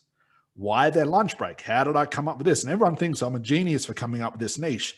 No, I just listened to real people. So why on their lunch break? Why was that so important? Because the only question I ever got from these lawyers was this: I can only come on my lunch break. Will this be enough time? Now, at the time, it wasn't. So I had to tell them, come over a couple of lunch breaks, but I can still get it done inside that time. But then what I thought I could do was, what if I could get it done in their lunch break? I'm highly skilled. I've got great skills. I know what I'm doing now. Instead of just trying to fix the business system to make more money, why don't I fix my therapy system? Why don't I trim the fat off my therapy and see, I don't know if it's possible, get it down to a lunch break? And this is what happened. So I had to optimize my own therapeutic skills because this is what my market wanted from me. So that is what I did. I only made my business model more efficient and reliable, but I also did this to the how. And I did this to the therapy. So I monetized, made the business more efficient, made more money. I really want you guys to understand this. But the how I did things with my client, I made that faster. And boom, my niche and my new business was born. And that's when everything took off. Only lawyers was my niche. Their pain was smoking. Now, sure, I had some outside niches contact me, which I helped them if I had the time. Now, what's funny is when I narrowed down to smoking, weight loss people came to see me. They wanted anxiety people with every problem under the sun. I had more people now when I was niche down than when I wasn't. Why? Because they saw me as an expert. Okay, but I had to say no to these people because I didn't really have time. I could say yes if I did have the time and so on. So I'd become the therapist to lawyers who were smokers. That's who I became. They didn't care about the hypnotherapy or the coaching. They didn't ask me about that. But then what happened over time, working with many lawyers and getting really good at it, I then turned my niche, because I got bored of that niche, into working with celebrities, athletes, entertainments, who all had lawyer friends and families. So the lawyers actually passed me on to this new niche. They created my new niche for me. So my niche, although focused on stop smoking, grew to a point where my diary and strategy call bookings were so full, I could begin turning people away and picking and choosing who was the best fit for me. And this was a remarkable feeling, to go from chaos, mess, and begging for clients to control and predictability. It's the feeling I still have today that I have in my company. I chase this every day, and it's an incredible feeling. Helping coaches and hypnotherapists and NLPs start their business from scratch, using the exact systems and operation I used back then and still employ today. So am I saying to copy what I did and target lawyers? No. Unless you do your own research and reveal that lawyers need help quitting smoke, which I'm sure they do, but just because it worked for me doesn't mean it's going to work for you now. Okay, do that thorough research. So let's say after using the above rules and after speaking to real people, you find out that the niche you want to help really exists and with real people and they have a real pain. You can solve their pain easily and they're willing to pay for the solution you can offer to them. Well, congratulations, you found a profitable niche and you didn't have to think about it. If, however, you find your theory wasn't correct, like you went out and you thought, you know what, this might be a niche. I'm going to see if this is real. I'm going to ask people. And then it turned out, wow, that wouldn't have been profitable at all. Just start again. You haven't failed. You've learned something just as important. You've learned what not to do. So find something new, start the process and the investigation again. Once it's all confirmed, it's now time to create your solution and design it into a program, package, service, or just a single session. Essentially, this is what we will sell back to the market. We call this an offer. And just like researching your niche, we have to get the offer and the solution right. And I'm going to show you how to do that in the next chapter of this book. Packaging your offer and your service. So now we can see your niche probably more clearly, and hopefully you've really started to take action, guys, and begun speaking to real people to understand what they need. It's time to take that information that you've gathered from speaking to real people and package this into a solution. And this is what we call our offer. So an offer is what you'll present to a potential client who is in that niche. It's a mixture of two things, guys. It's a mixture of your solution plus your price. So for now, let's concentrate on your solution, and I'll help you price it later in this book. So the next chapter, we will talk about pricing and how we price based on what I call the end result. So there is one thing I understand about people, especially people paying for therapy, and really understand this, guys. They want results. That is it. It's the only thing clients will pay for, and it's the only thing your clients care about, regardless of the niche, regardless of how long you've been in this industry for, regardless of your offer or what you're selling. Clients want results. Just like you're reading this book or listening to this book because you want some sort of results. People who join my 100K coaching program, they don't join it because of the name of the program. They don't join it because of the type of structure or systems that we use. They join it because they want an end result. So your clients, they don't pay for the type of therapy you use. Okay, so if you're out there heavily talking about NLP, therapy, RTT, hypnotherapy, coaching, and healing, and you're structuring your marketing, which we'll get to later in this book also, and you're constantly talking about how you do things because you're convinced that that's what people are going to pay for, hopefully you'll see a different way to do it based on what I talk about in this book. But also realize and remember, clients pay for results. They don't pay for the type of therapy you use. So your marketing is going to fall on deaf ears. Your clients also don't pay for your VIP packages or the name of your breakthrough. So if you're spending a lot of time trying to come up with the most extravagant name like a VIP package or a gold package, you're spending all your time on these things, you're basically spending all your time on the things that clients aren't paying for. Clients pay for results. So that's what we want to focus on. This is what I call the total transformation. And it should be of top priority to provide these results very efficiently. So something that was drilled into me by my therapy mentor and something I tell my students to concentrate on is results, to be heavily focused on results. Think of how many times you've bought an online program, for example, or been to a seminar, attended a webinar that was all hyped up. You got excited about what was possible, but it offered no results whatsoever. Or the results were so minimal that it was not worth your time and the money you paid for it. Results and exceeding these results and expectations of your clients is what defines great businesses. Most businesses, unfortunately, have bad products, they have bad services, they have bad support, and they lack results. So as part of systemizing your entire business, I want you to adopt the mindset of exceeding clients' results also. I want you to obsess over them. Now, I'm sure you've seen a lot of therapists, a lot of coaches, a lot of RTTers, a lot of motivational speakers, a lot of experts and gurus come and go. Sure, at the start, they look all hyped up, they look flashy, they offer tremendous things and products. Then months later, they're dissolved, like gone without any proof they existed. Why? Bad results.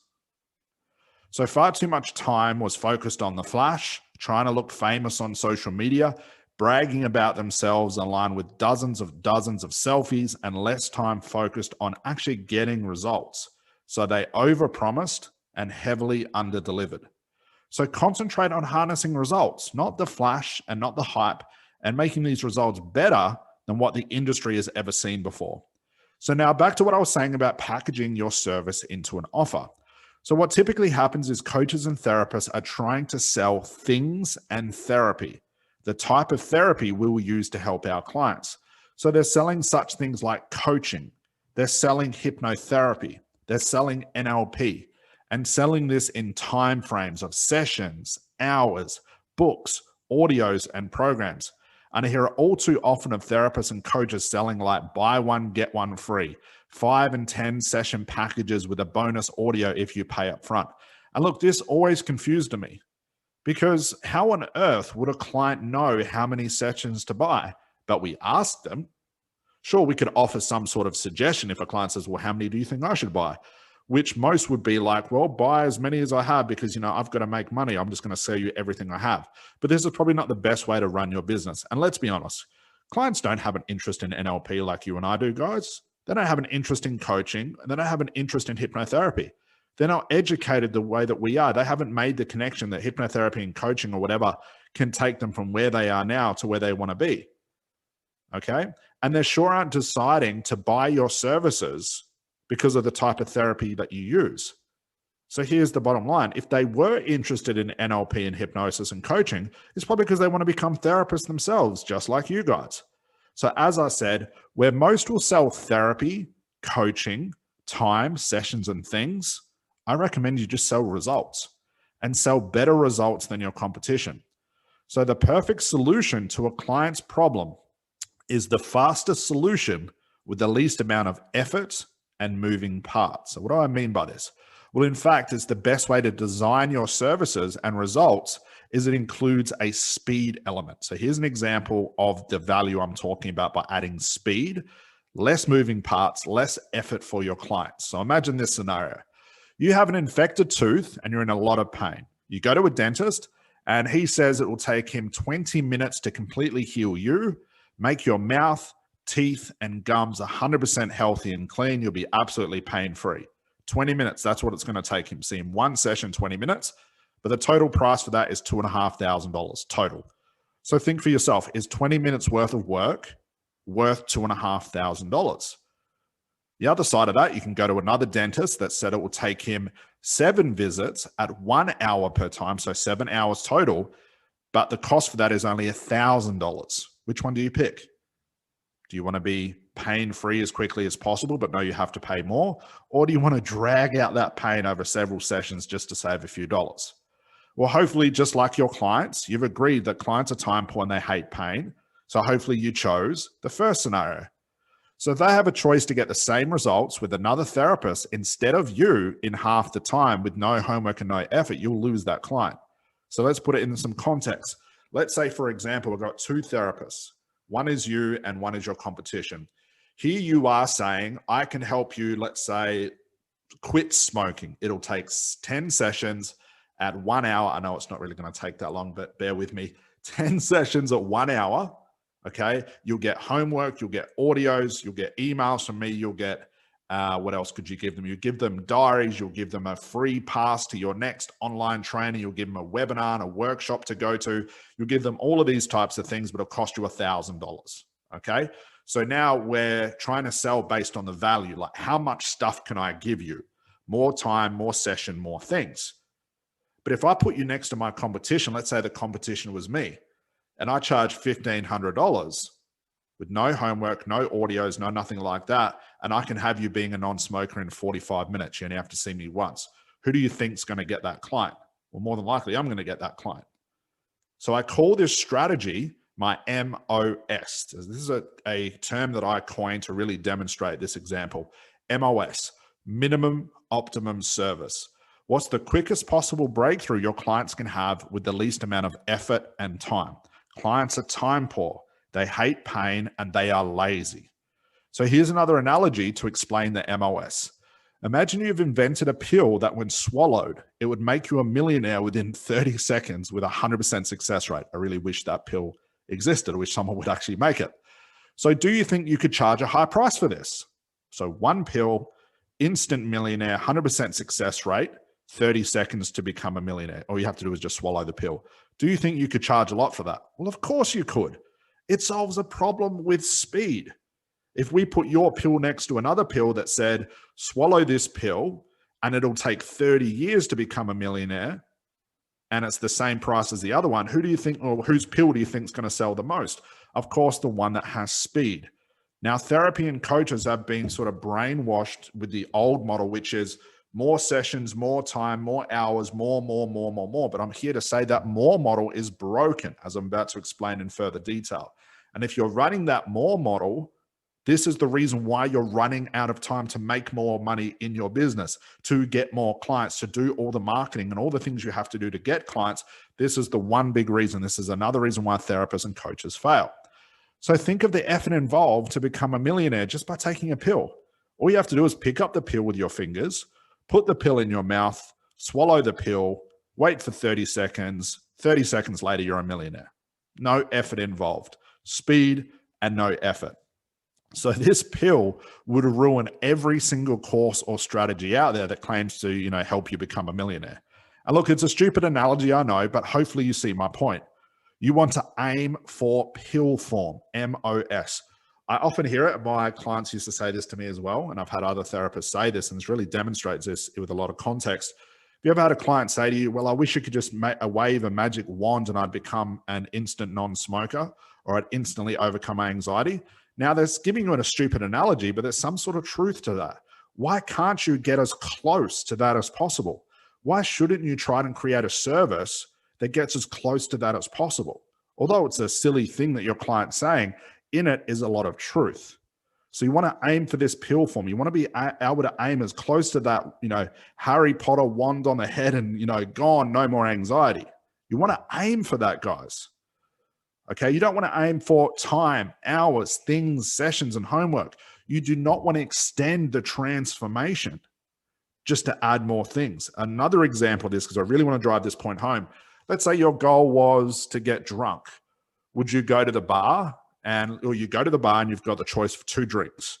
You can have, a bourbon with Coke that has 30 milliliters of alcohol and the rest is soda. So it waters down the alcohol. You could sip on that drink for, half an hour or something, but you wouldn't get drunk. Remember, your goal is to get stupidly drunk, fall down drunk.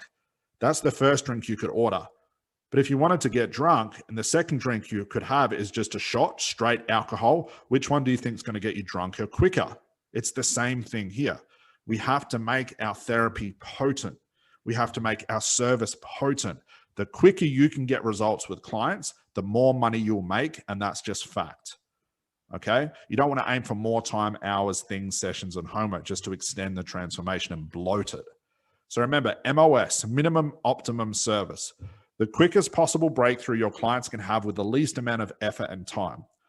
So another problem with selling things, which is the old model, is failing to see that the longer the breakthrough, the longer your program, the longer the time with you, the higher chance you have of clients dropping off and not giving you a testimonial that will in the long term bring you more sales. In addition to this, most importantly, is the economics. Okay. And I really focus on this because economics is a big part of business. So here's the thing. The longer the breakthrough time, the longer you must distribute that income over longer periods of time. So think about it. You do one, and these are just examples. I'm not saying everyone has to do one session. That's a skill in itself. Let's say you get paid $1,500 for one session to quit smoking with a client. $1,500 takes you 45 minutes or even 60 minutes. Okay. That means I only have to distribute $1,500 over an hour. That's a big hourly rate compared to 6 sessions of 6 hours. So 1 hour each. I now have to distribute $1,500 over 6 hours. So I'm actually paying myself less. Now, I've seen this time and time again, therapists and coaches selling 12-month packages. Now, sure, they might sell it for $5,000, which, you get paid up front, that's $5,000. Now you've got to distribute $5,000 over 12 months and you're paying yourself a couple of dollars an hour.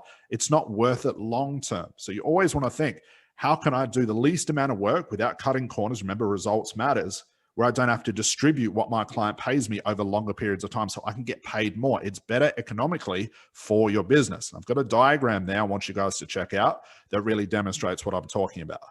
So my MOS process is how we include long-term thinking to our systems and a better economical model. To think beyond just getting paid today, but how this income today will affect my business long-term. It's more efficient for any business to make more money in less time. So less time means more happy clients because they don't have to see you as often. Transformation happens quicker. They can have their life back quicker, which means they're going to give you testimonials because they're happier. Now you've got more marketing resources. There's nothing better than marketing results. And you've got time to now grow the business, which is going to be really, really important with the next part of putting this solution together. So soon I'm going to introduce you to something called my 80-20 rule, which is based on time. which is more about you and how you structure your business. But for now, remember, people buy results, not things or the how you do therapy and coaching. So if there's one big thing you could take away from this book, if right now you're marketing and it's always talking about NLP, the unconscious mind, coaching, RTT therapy, and you're thinking, I'm doing so much content, why isn't anyone buying my service? It's because you're talking about the things that you shouldn't be talking about. You're talking about the thing and trying to sell something that people have no idea about, nor do they care about. Talk about results. So the MOS creates value and speed, not things, with less effort for your clients and less moving parts. The bottom line is clients will pay more for speed. I mean, wouldn't you? You'd pay more for speed. Everything we have in our life, we're trying to speed up. Internet's getting faster. So they say cars are getting faster. Everything's getting faster, and we're expected to pay more money for those things. But it suits our lifestyle now because people are busy. So clients will always pay more for speed. So wouldn't you be willing to pay 5 to 10 times the average price if you got the exact results you were looking for in 5 to 10 times the speed? Of course you would. To be pain-free in 1/10 of the time, I know I sure would. No client desires to spend week after week after week after week with you. They do not have the hours and hours of homework just to get their breakthroughs. They don't have time to do this stuff. If you don't need to add these things to your solution, don't add them. If adding homework and audios really does nothing for the end result, and all it does is just extend the transformation, you're now bloating your service because you're trying to show your clients value. Value is speed, not things. So your goal should be to master your therapy and your service so it becomes quicker and quicker and quicker and quicker for your clients. The quicker you can get it, don't cut corners, but the quicker you can get your results for your clients, the more money you're going to make. You want to rid your services of packages and programs and homework and audios and client to-do lists to speed up your results and use this speed to sell your services and market your differentiation. Every other therapist and coach, especially not reading this book, is going to do the more scenario, more audios, more time, more workbooks, more. But if you go out and do the same thing and you think, well, Scott, I'm going to be different because my website's got a different name, that's not differentiation. Differentiation comes in speed. Okay, so you want to aim for results, 100%, exceed those results in the quickest fashion possible. Remember MOS. So while everyone out there is offering services with 10 packs and homeworks, I even see therapists and coaches that are told by their mentors, so really it's not your fault, it's just what you've been told, to sell like 30 packs for one problem. Like ideally, if it's taking you 30 sessions to help someone with their problem, you probably need better training. But clients aren't going to stick around for 30 sessions. I know I sure wouldn't.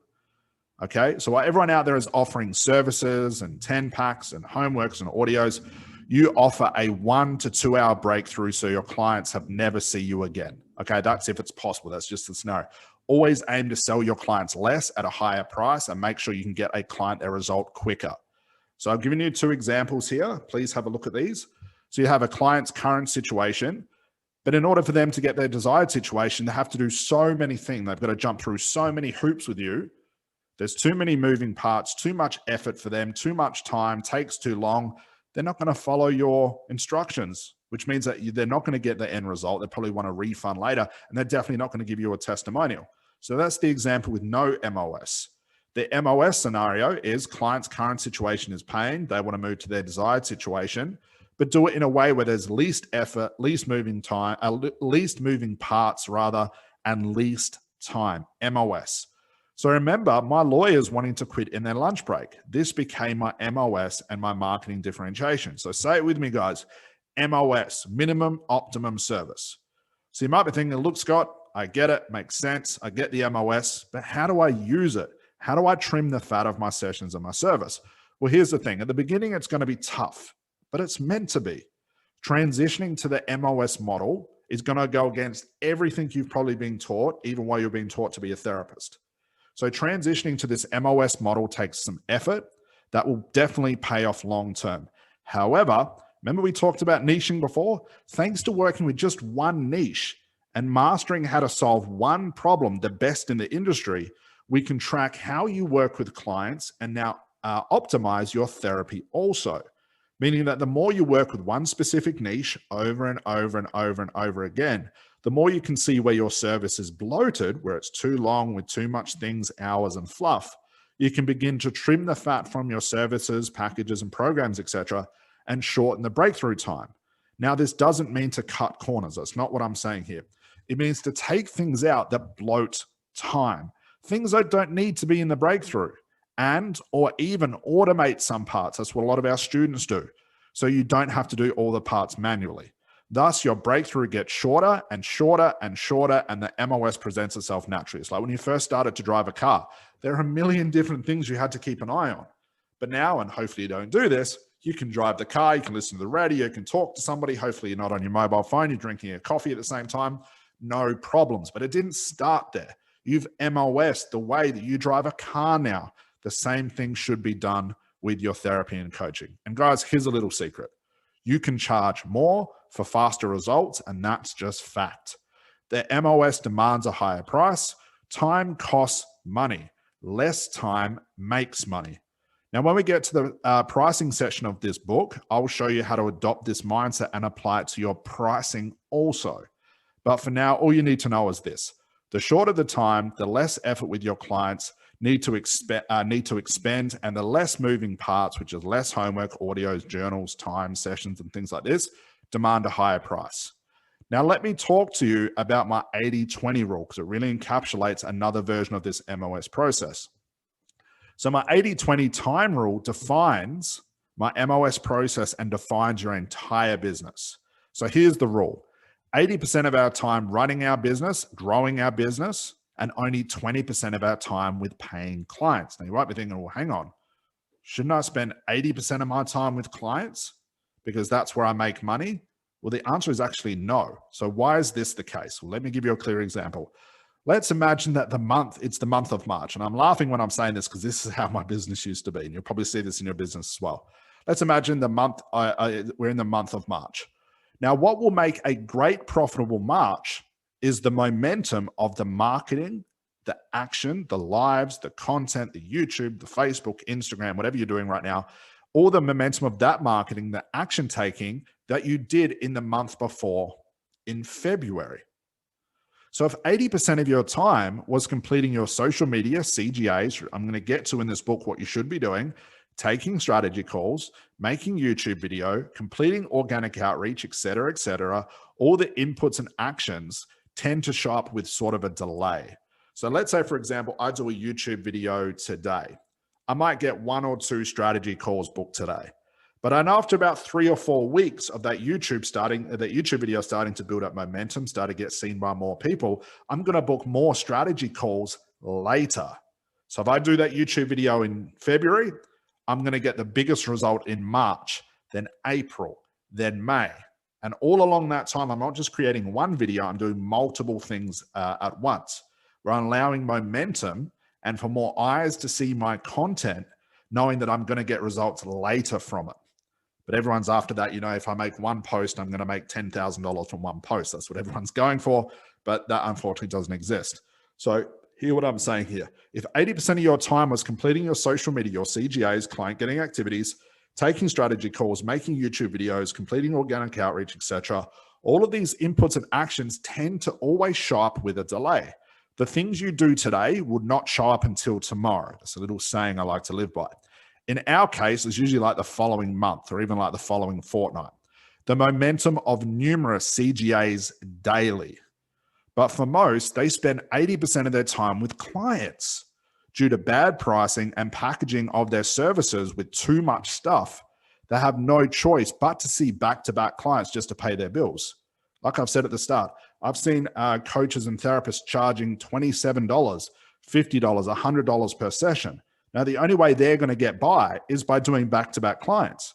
But if all of their time is with clients, they'll have no time to do the marketing. But you need to do that marketing in order to get clients for the following month. You sort of see the dilemma here. It means that all their time is very limited and to complete the operations and long-term inputs of a thriving business. I've given you another example here, another diagram. There's the diagram of the non-MOS where you're spending 20% of your time with marketing, 80% of the time with clients. That's a model that can't scale, but that's the old model everyone uses. Why therapists and coaches could spend 40, 50 hours per week with back-to-back clients and doing what they need to do, but only make $1,000 a month. On the other hand, we've got the MOS, 20% of our time with clients with very high prices and 80% of our time marketing. You want to see less clients and spend more time getting new clients rather than more clients and spending all your time with them. So imagine it's March again.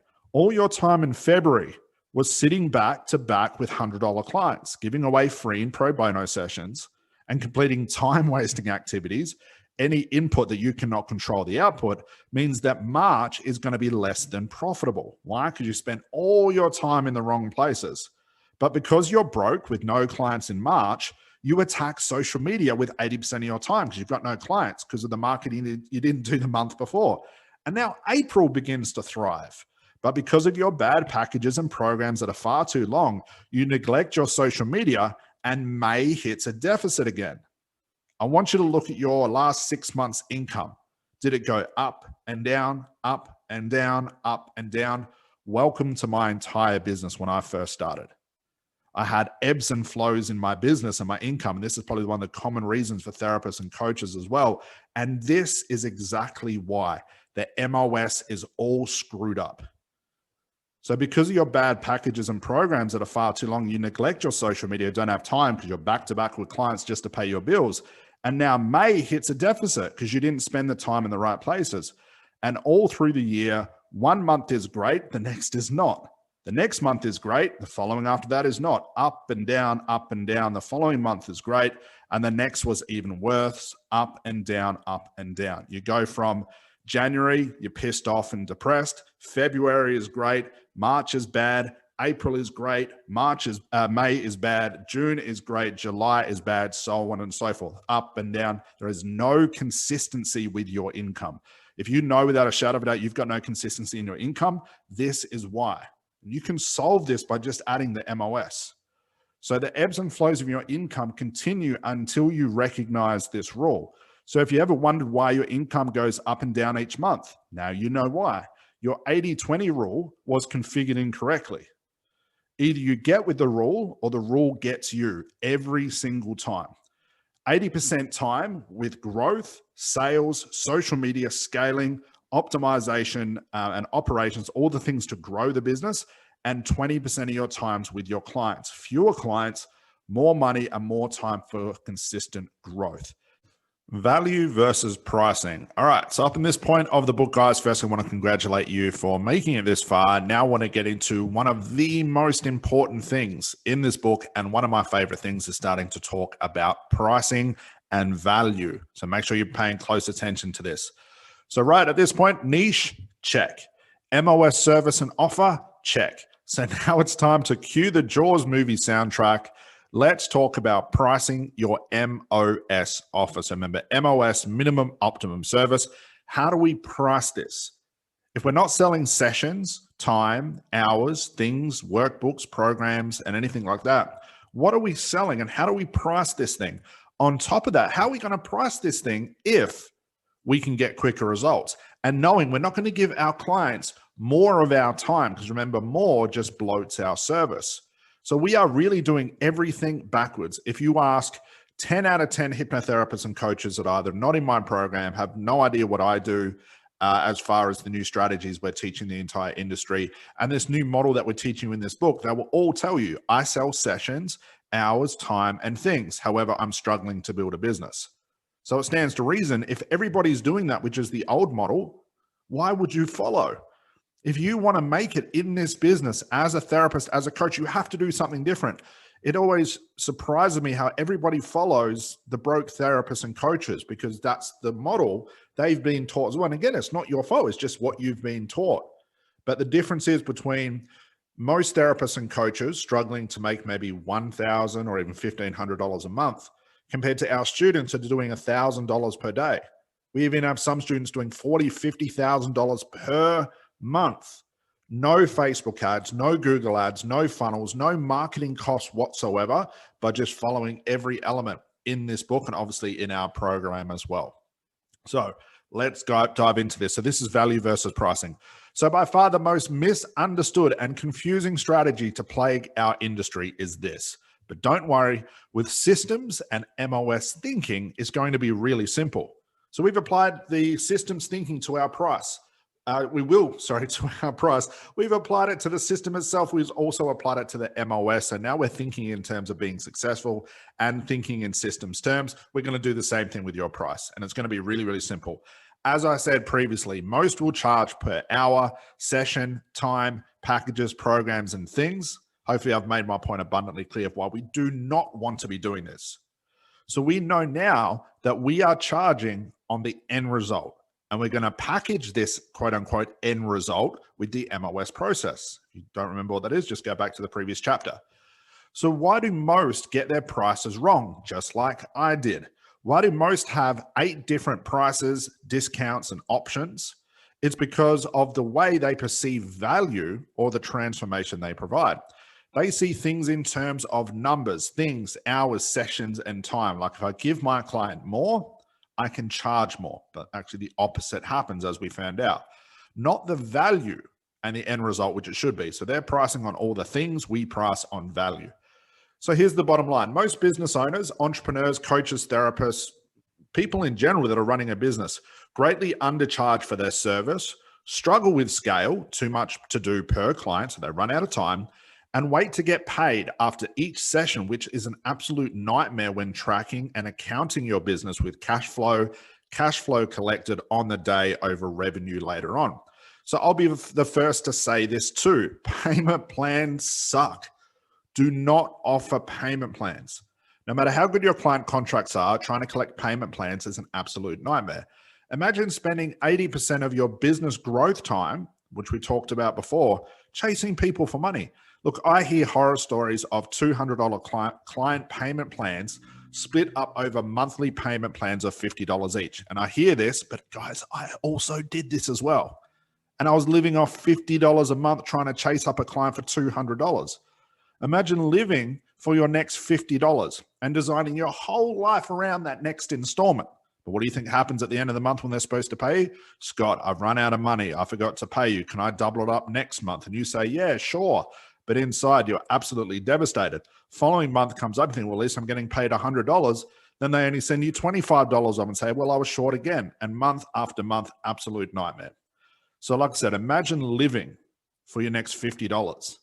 You might as well go get a 9-to-5 job. Like if that's what you're doing now, guys, you're not willing to change based on the model I'm teaching you, go get a job. You'd actually have less stress in your life. And you wouldn't have to worry about all these things you're supposed to juggle as a business owner. It'd be easy just to get a job. So businesses that run on payment plans, which is revenue, are doomed for failure. Okay, so payment plans are revenue. It's just a fancy name for payment plans. Imagine telling the water company, you will pay your bill when your next client pays the next installment of their payment plan. What do you think they're going to tell you? No, we need our money now. We're going to turn your water off. Your goal should be to collect cash in full. Cash and revenue. Cash is done at the end of the strategy call where you say, well, I charge $1,500. Client says, awesome, let me get my credit card. You take that cash over the phone. You use something like PayPal or Stripe. Revenue is someone that says, look, a little bit too expensive now, but can I split this up over 2 payments? That's revenue. Okay, so there's a different tracking involved. You want to aim for cash. You want cash flow in your business. So your goal should be to collect cash in full with every client that you work with to sell the end result of working with you with just one option, full pay. So if you must offer payment plans, they should be used as a very last resort and only be offered occasionally. And so to give you guys a bit more understanding of this is you might have the question, well, Scott, when should I offer a payment plan? Firstly, you shouldn't. However, when should you broach the subject of a payment plan? If your client asks you. I never offered a payment plan when I really understood this. I never offered a payment plan as a way to save that client. I didn't make that suggestion. I waited for my client to ask me. Because when they ask me, it shows me they're committed. But if I give it to them, it's still not commitment. All right. So I'm always going for full pay. I say it's $1,500. Then I be quiet. I let my client play around their head all the thoughts they're going to have. Is it too expensive? Can I afford this? Do I really want to do this? And most of the time, 8 out of 10 times, client says, no problem, here's my credit card. Or how do I pay? Awesome, cash paid in full. Had I broke that silence, said, well, it's okay, we can do a payment plan of 20 split payment plans. You can pay me just $1 a week. Example, stupid example, I know. I would have lost that cash in full. But let's say those other 2 clients that maybe didn't have the money right then, they would ask me, Scott, do you have a payment plan? I'd say, yes, I did. However, If I'd already given out too many payment plans that month, I would still say no. It's either full pay or I can't work with you. Okay, and like go let them collect the cash, and they'd come back with me within a couple of days and pay in full. Okay, so don't broach the subject and let your client ask you. So full pay, like I said, if you must offer payment plans, they should be used as a very last resort and only be offered occasionally. It's this model that we teach our students, which allows them to scale to $10,000, $20,000, $30,000 above per month with very, very minimal payment plans compared to cash collected. So roughly we teach them only 10 to 20% of their cash collected. So if you get 10 clients a month, you charge $2,000 per client. That's $20,000 a month. You only want to aim for, out of those 10 clients, maybe 2, maybe 3 max payment plans. Because I'd rather you get, what does that work out to be? 14,000. Let's say you get 8 clients a month, full pay. That's $16,000 for you.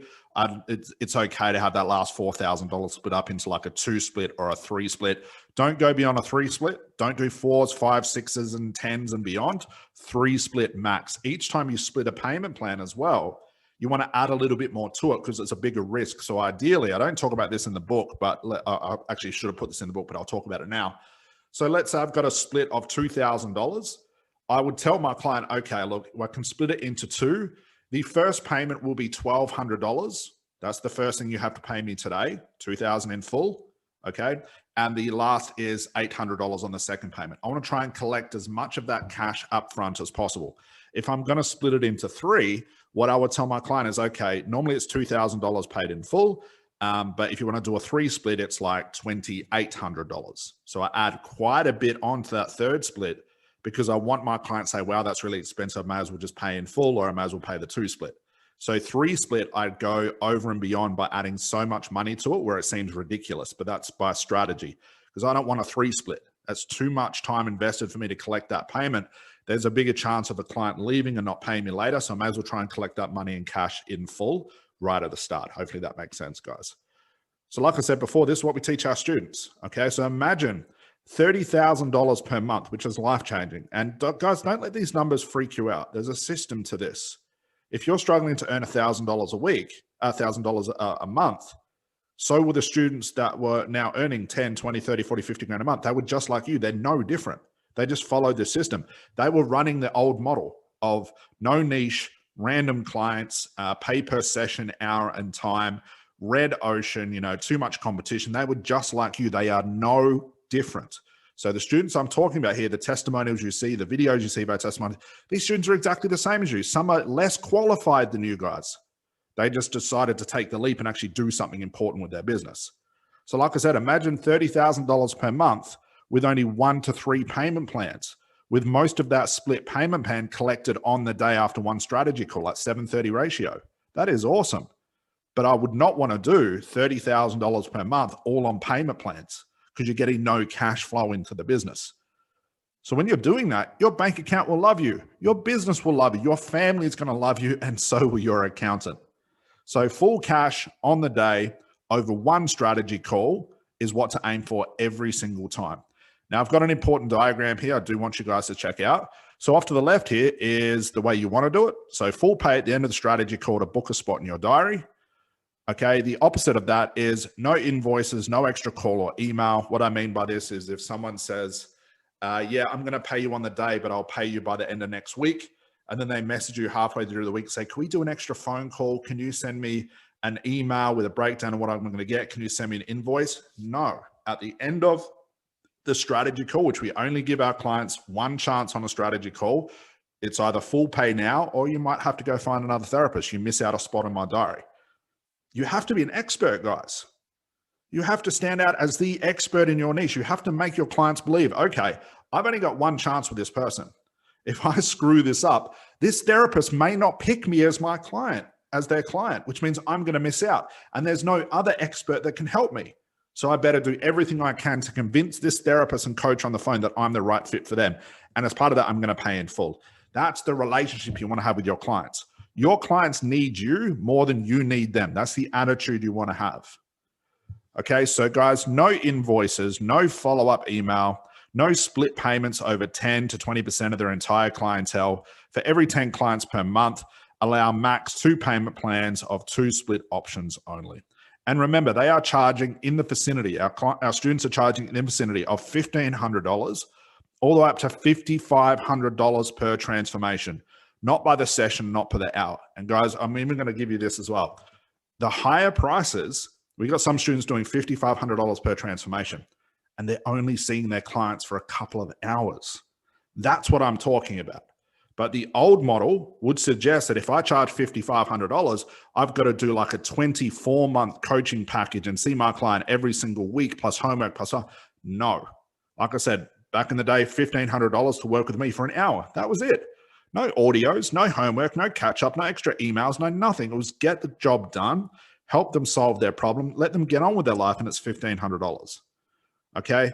End result, folks, only. Total transformation. The solution to this mess is to price an overall transformation, the end result. That is it. Total transformation, bar none. So the value comes as a result of that end result, not by how many things your client gets or how much discount they'll receive or how many audios or books that you send them. So when discussing your services with your clients, only talk to your clients about the end result. Don't ask them how many sessions they want. How the hell would they know? Your goal with any client is to use the MOS model. By using this pricing system with the MOS model, you can help your clients in the quickest fashion possible and charge them for the end result. Remember what I talked about before? Let's say we charge $1,500, but you've got to work with a client for 6 months. Now I've got to distribute $1,500 over 6 months in comparison to $1,500 over 1 or 2 sessions, to use that old model. You're paying yourself more. Your clients will appreciate speed. No client wants to sit with you week after week after week after week if they can go somewhere else and get a quicker option. So on top of this, make your clients aware of the future value of working with you.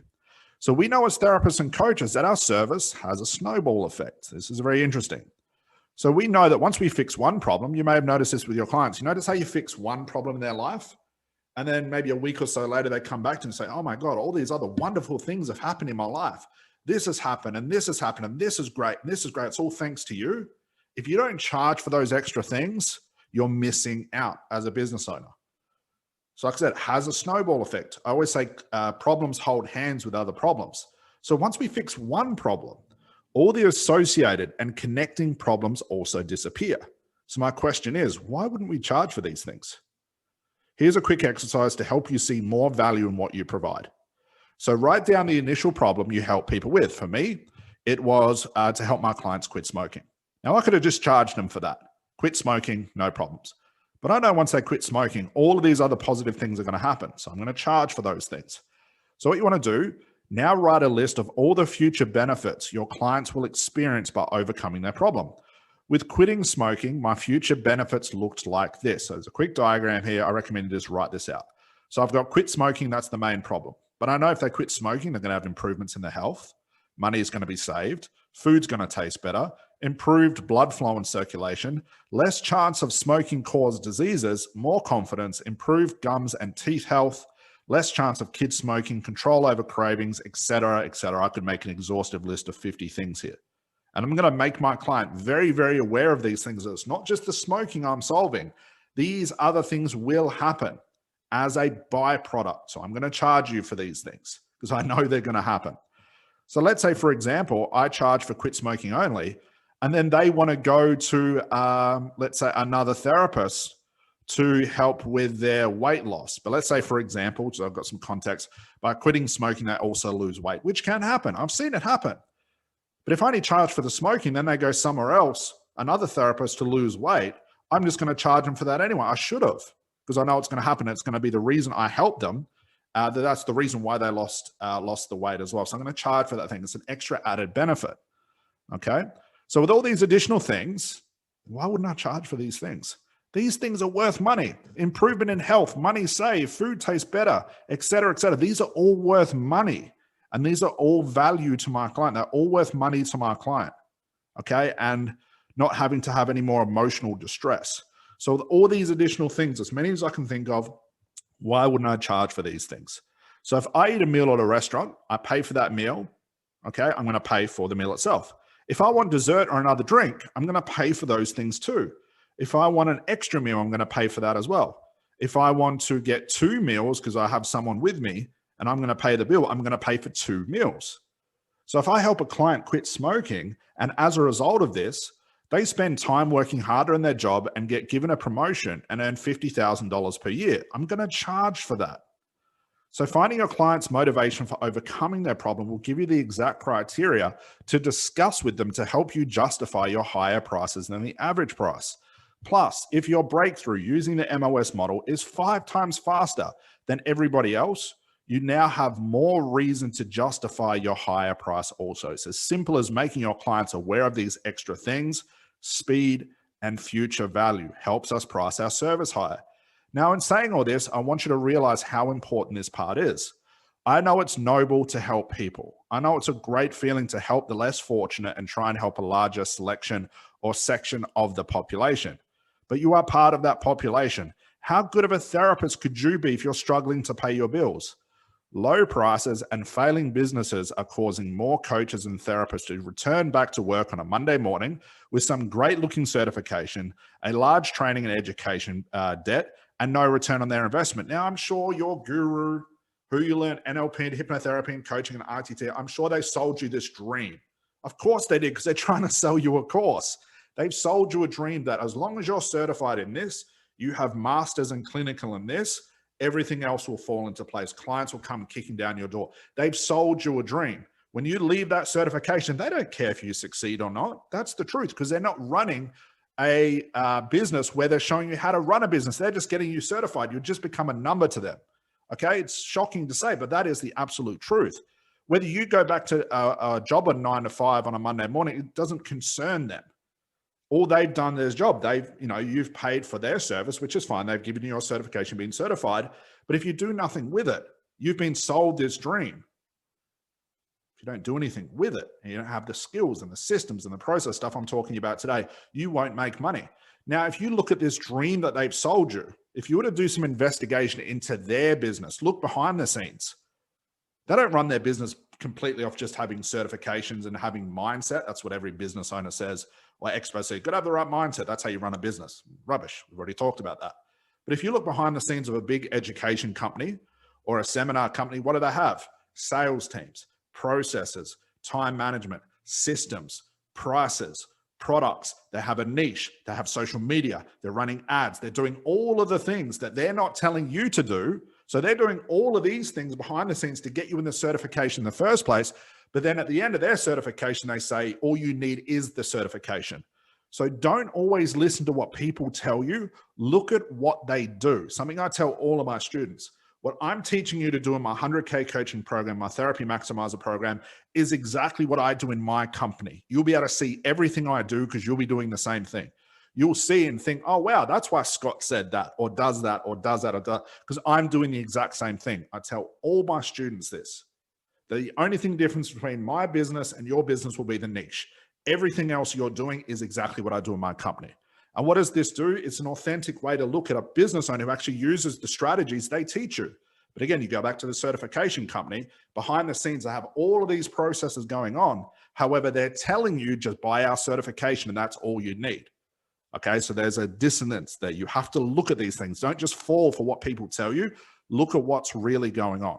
So look, like I said, I know it's noble to help people, but you are a part of those people. How good a therapist can you be if you can't pay your bills? So meaning, based on what we just talked about, you've got these large training, education debts, you've got no return in your investment. It's really meaning that most therapists and coaches fork out something like $10,000 to $20,000 to become a therapist and spend 10 years just trying to make that money back with a few random clients at $100. That's how long it's going to take. Plus you're at a 9 to 5 job you hate. And wasn't that the reason why you became certified in the first place? Here's the bottom line. If you've never run a business before, why would you wing it? If you wanted to become a great therapist, you can't just wing it. You can't guess. You've got to go get certified. Business is no different. You want to learn to run a business, you have to learn how to run a business.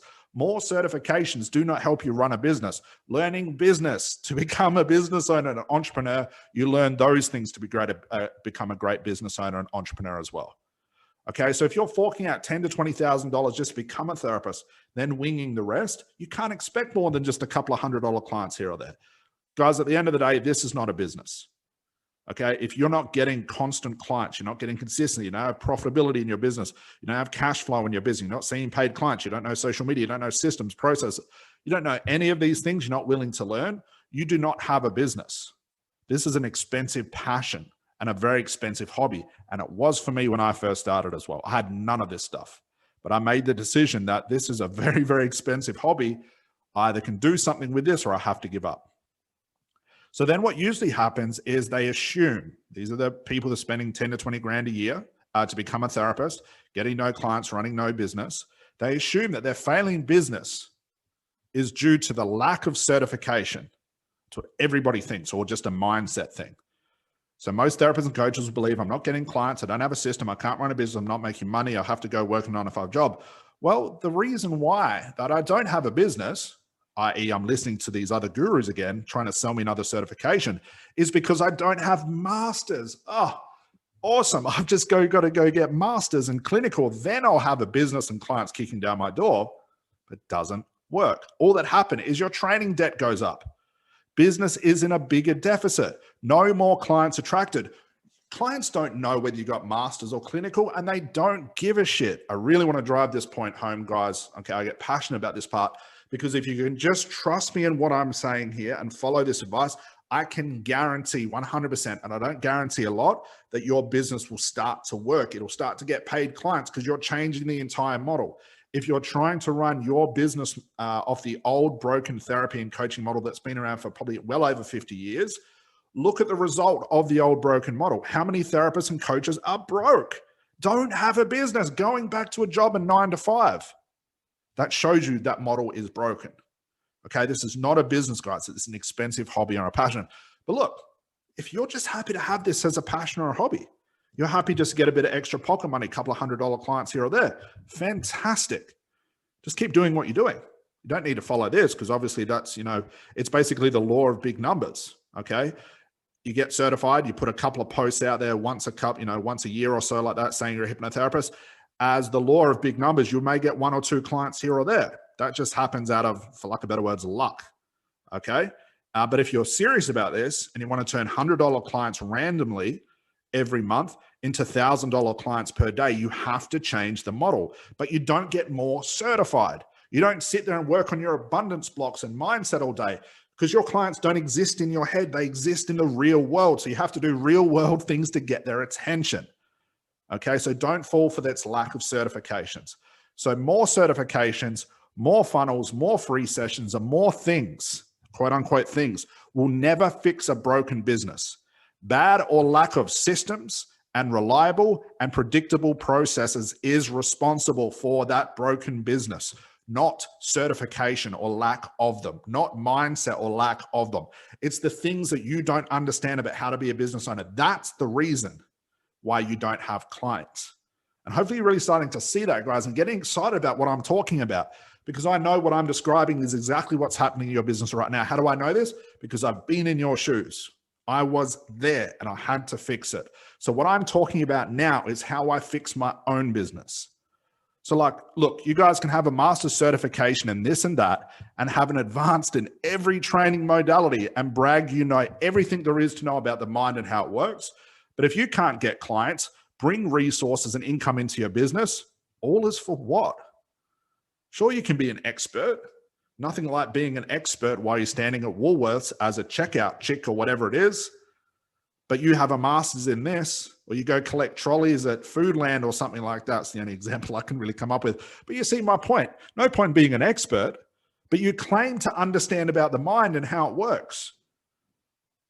But you also don't see that it goes beyond the mind. It goes beyond being a business owner, understanding processes and systems and pricing and solutions and niching and social media and onboarding clients and doing your accounting.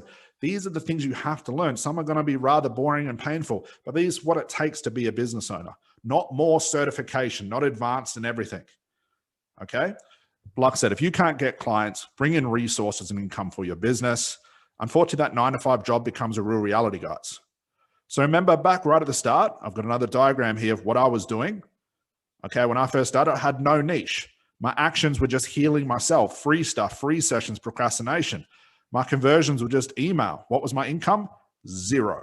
Because I wasn't doing the things that my clients needed me to do. I wasn't out there talking about my business. I wasn't present. I wasn't showing up where my clients are. My clients are not in my head.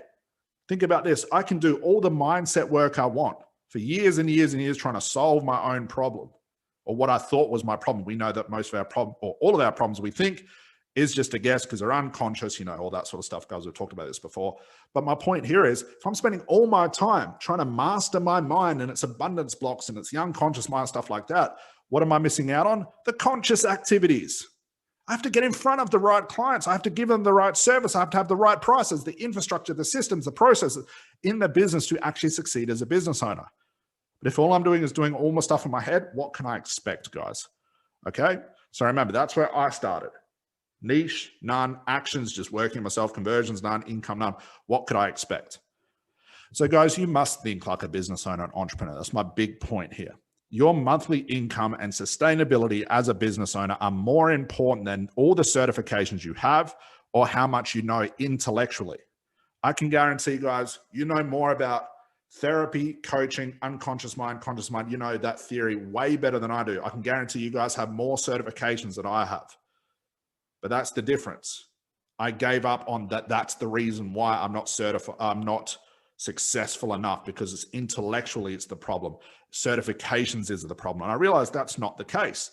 And I was sold that dream by every expert on stage saying I needed clinical and that, advanced and this, until I looked behind their business, as I mentioned right at the start. And that's where things took off. And that's what I'm revealing to you guys here. So think about this. How much of an expert can you be if you can only dedicate 2 hours per night after working a 9-hour working shift? Okay, really, how much could you get done? Okay, so what do you have to do? To work out your price, use the diagram below. It's sort of a long-winded way around the price, but you see where I'm going, guys. Here's a quick diagram. This is how you work out how much to charge. Client's current situation is pain. Get them to their desired situation, which is success, happiness, health, whatever they want. So think about this. What is this worth, do you think? What do you think it's worth for someone to quit smoking after 20 years of smoking, having all the bad things associated with smoking happen to them, the hundreds of thousands of dollars spent on cigarettes? What's that worth to my client, do you think? Okay. Now, don't worry how long it'll take yet. Don't worry, well, Scott, I can't get to help a client in one session like you. Neither could I right at the start, but you work on that as you go through. If it takes you 10 sessions right now, so be it. Let's talk about price. What's this worth to your client, not to you? Forget about what the experts have told you. Okay, forget about when they say only charge $100 a session. Forget that. That model doesn't work. Hopefully I've made my point clear on that. What is it worth to your client? Get out of your head, the client. What is it also worth? Future value and speed. So if you can't decide, I'm going to make it abundantly clear for you guys. Give it a price of $1,500 in your currency or above. Don't argue it, just go do it. What's the worst thing someone can say? No or yes? Yes is a great thing. Now, you would kick yourself if you gave that price of $1,500 and a client said yes, but in yesterday you said the same thing to a client, but you said $100 and they also said yes. Sure, you just made some money, but now you missed out on $1,400. All a price is just vibrations of sound coming out of your mouth. It's just a price. It's just a group of numbers. But when you can understand, guys, the future value you're giving to your client, even the most expensive therapist and coach that charge $50,000 per transformation, that is still going to be worth more to your client long term. They are going to save more financially and emotionally long term than $50,000. So charge for it. So like I said, if you can't decide, let me decide for you. Like I said, I help smokers at $1,500 who spent that amount per month on cigarettes. The value of my service has a lifetime effect and numerous future benefits for which I charge my clients for. So get comfortable saying this new amount. Yes, in your currency. Okay. Say it out loud 100 times a day, 500 times a day. I charge $1,500. I charge $1,500. I charge $1,500. When your nerves and fear of that high price disappear, start saying, I charge $2,500. Get it all the way up to $10,000. Get it to $10,000 without any nerves or any pain or any fear. Then when you do go to your normal price of just $1,500, it's going to be easier than ordering a cup of coffee. That confidence will fill up your clients with confidence. And you're not shortchanging them. You're not ripping them off. $1,500 to help them for a lifetime of benefits. You should actually be charging more, but let's start at $1,500. Now, right now, if you're charging $50, $1,500 is going to be a leap. But you know what? I don't care. What I do care about is you quitting your 9-to-5 job and making a business out of this. And $1,500 gives us time and resources for what? Pay your bills, look after your kids, have cash flow in your life, but also gives you time in your business to do, and I'll talk about the social media in a second, to do all the things you need to do to get your next client. But if you're back to back with $50 clients, remember that ebbs and flows in your income we talked about before, that's what you're going to experience. $1,500 allows us time. Lack of time will kill businesses. The more time you get in your business, which means you need more money to buy more time, the more things you can get done.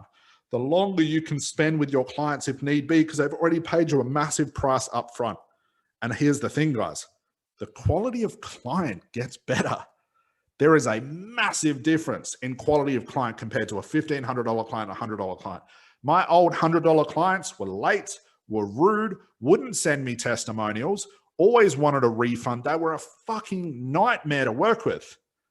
And they were really, really hard to work with unconsciously because they had all these blocks. They're just not a terrible person. They were nice people, but terrible as fact as being a therapy client. I want to make that clear.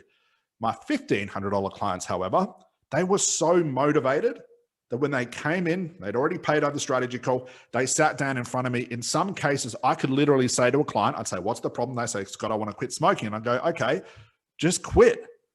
They looked at me as the expert. I've already put $1,500 on the table, so they already trust the process. And a lot of them just said, okay. And they never smoked again. And they sent me people, so I know it worked. It's a different quality of client. It's a different quality of car when you buy a car worth $20,000 compared to a $60,000 car. Different quality. The bigger your prices, the better the quality of client every single time.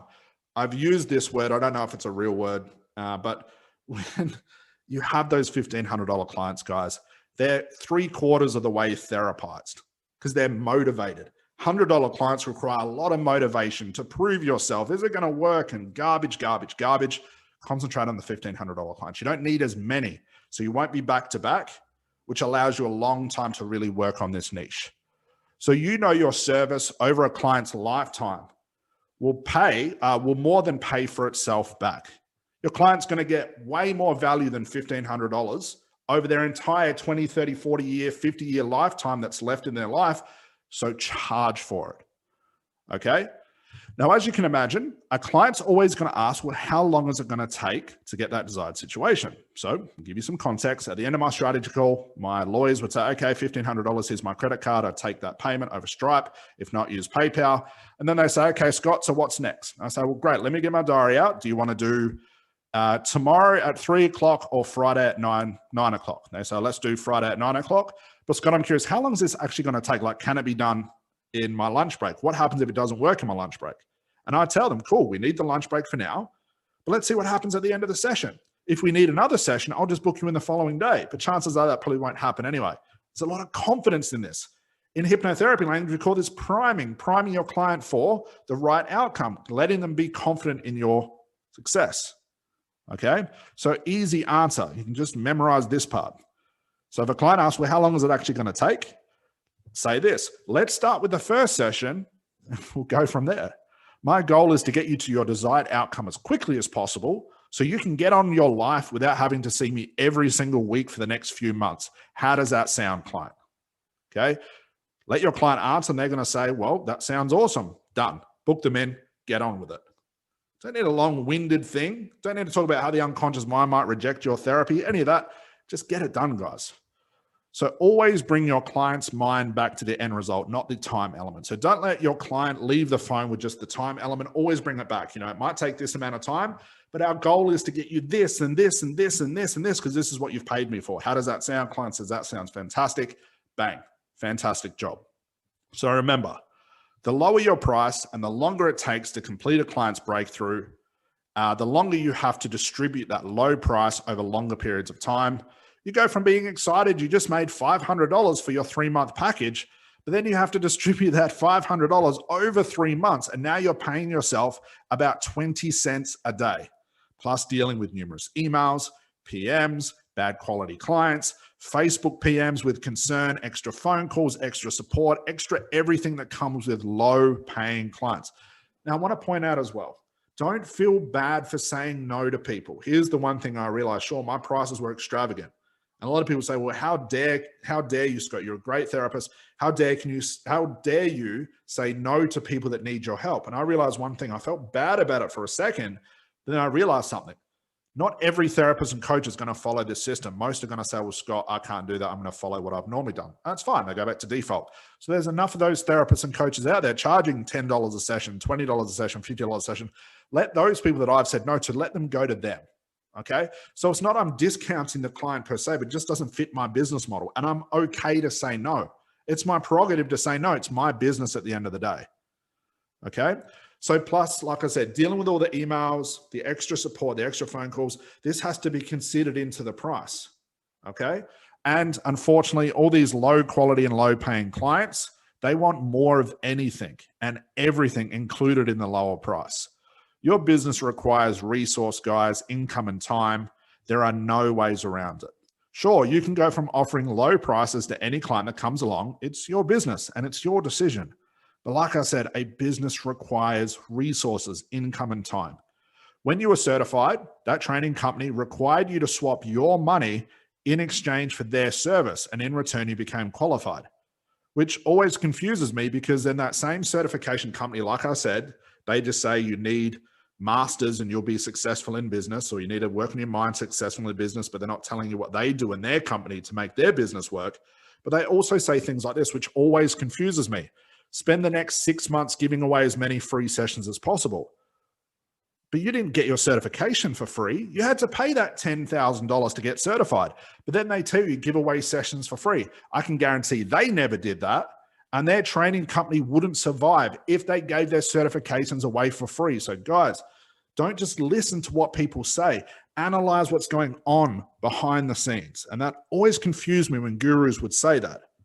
But look, maybe I missed something and it's not really important. So anyway, here's the bottom line. Banks require regular mortgage payments. Utility companies require regular payments. Supermarkets require you to pay your bill on the day you take your groceries home. School fees are required at each term as long as your child is attending that school. Do you see my point? There is nothing wrong with wanting to help people while helping yourself and also your family to live a life that you guys have worked so hard for. There is nothing wrong with it. No matter what your mind tells you, no matter what you've experienced in your life, there is nothing wrong with charging people in exchange to help them while they help you. It's just an even exchange. So think about this. If you're working a 9-to-5 job, do you concern yourself with how much money the CEO is making? Well, probably not, as long as you get paid each and every week, right? It's the CEO or the owner of the company that has to keep the company running, make all the decisions and make money in the company to pay your wages. A business needs money and time to survive. Money buys your time and your freedom to improve your MOS, which in the long run helps more people. So that, look, guys, the choice is yours at the end of the day. So now we know the price and how to perceive value properly. Let's take it one step further to really understand what we are selling and the best way to sell it. I keep saying, like, just sell the end result. Don't sell things, time, and hours. But how do we actually do this? Well, here's the thing. Selling any therapeutic or coaching service can be tricky, especially if you don't know how to do it, because it's not like buying a car or a new TV. Coaching and therapy services are not tangible. So what are we selling exactly? So this is a very straightforward, but where most people screw it up, just like I did when I was starting my business. So as you guys will see in the book, I've got a couple of links there for extra resource videos that go to my YouTube channel for pricing your MOS service and also selling with future value. So I cover those things. But now let's look at what are we actually going to sell and how do we sell it with a lot of efficiency. So as I've mentioned many times during this book, like a broken record, we are not selling coaching. We are not selling NLP, hypnotherapy, healing, timeline therapy, breakthroughs, any type of therapy. And We are definitely not selling things, workbooks, hours, and sessions. We're not selling the how. You are selling the end result, and that should be abundantly clear right now. That is it. End result, bar none, never time, never things, or never hours, etc. As I mentioned before, there's that diagram again, guys, go check that out. It really just encapsulates how simple that message is. The how you treat your clients and the type of therapy you use to get your clients to the end result is irrelevant to clients and your business. No client is ever sitting up at nighttime, scared, anxious, and afraid, thinking, well, I hope my hypnotherapist uses Ericksonian language with timeline mixed in. They're never thinking about these things. Clients are not online researching the difference between a hypnotherapist, a coach, or an NLPer. But most of us spend all of our time trying to explain that to clients, explain NLP and hypnotherapy, things that clients do not care about. Your client that is sitting up at nighttime just wants results, and that's all they care about. So if you're marketing your niche and what you're trying to sell is the actual type of therapy you use and using that in your marketing, you will lose clients every time. The result you sell mixed in with your MOS is key here. To only talk to your clients about their pain and the solution you offer, not the how. Just give them the end result. Talk about that. So how do you sell this thing that doesn't really exist until your client gets the results? Well, that's the next question. So if you remember the system all the way back at the start, we had our action items. But now let's move on to the second part, which is the conversion stage. And this is what I call the strategy call. My recommendation is to always use some sort of strategy call system. It could be a clarity call, could be a sales call. You can call it whatever you want to. So we teach all of our students this, and it is the direct reason for their massive growth in business. So if you recall our above system, I've got a diagram there for you guys to remind you. The process is a strategy call, a controllable conversation that has a direct and immediate outcome. Now, if you're saying, well, Scott, I don't like doing sales. I don't want to be sleazy. I don't like doing sales calls. Think back to your certification. Most of them will offer some sort of strategy call. They'll offer you some sort of call to see if that certification is right for you. Then they'll sell you at the end. It's no different here. Any big business or corporation that's selling some sort of service or product has a strategy call. So if you don't want to do sales, you think it's sleazy, that's more about you. Then there's really no point reading the rest of this book or even adopting what I'm saying, because this is part of the system. You have to figure out another way to work this out for yourself. Okay? It's a controllable conversation that has a direct and immediate outcome. Why would we want to do a strategy call? Why not use sales pages and funnels and prices on our websites, flyers, business cards, or even over PM or email? Why don't we just do that, Scott? That seems a lot easier. Well, the reason is we cannot control or stabilize these things, meaning we can't control the outcome. We can't control how many of our sales pages, websites, flyers, or emails our clients read before they get distracted and go do something else. Think about this.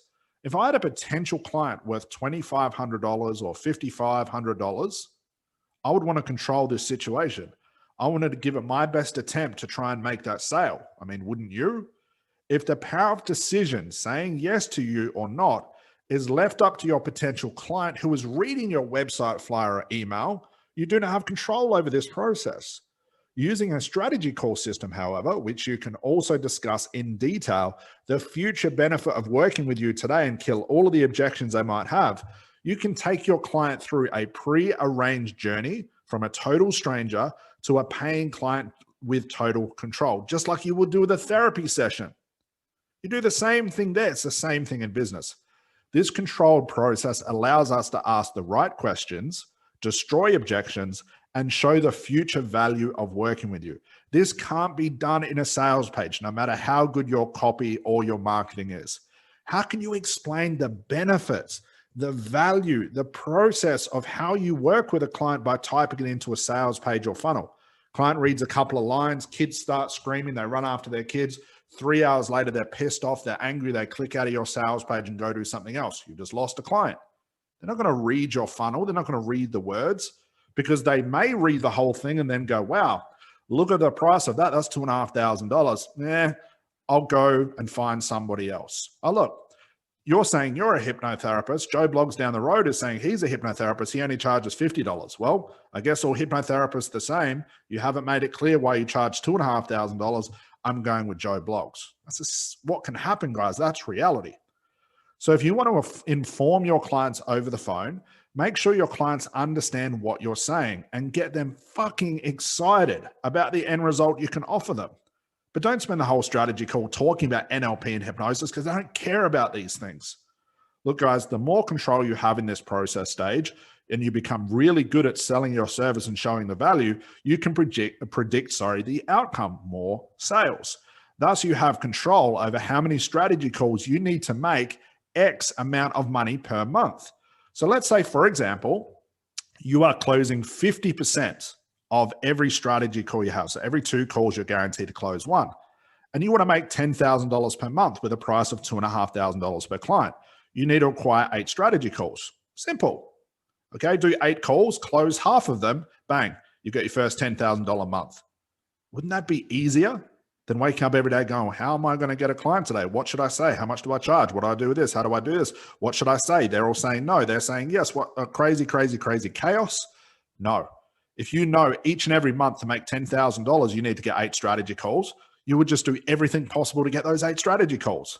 Then what will happen the following month, because you've already closed 4 of those people and you got good at them saying yes, the next month, you can probably do less strategy calls because now you're better at selling. So now we can improve your sales process. That's how we get control. And like I said, then with more experience with strategy calls, your closing rate goes up, meaning you either make more money faster with fewer strategy calls, which is always optimum, or you still aim for the same amount of strategy calls, but you double your income. Systems and processes gives us data to control. And bar none, we teach all of our students in week 2 of our program how to master sales. We give them scripts, we give them process, we give them templates.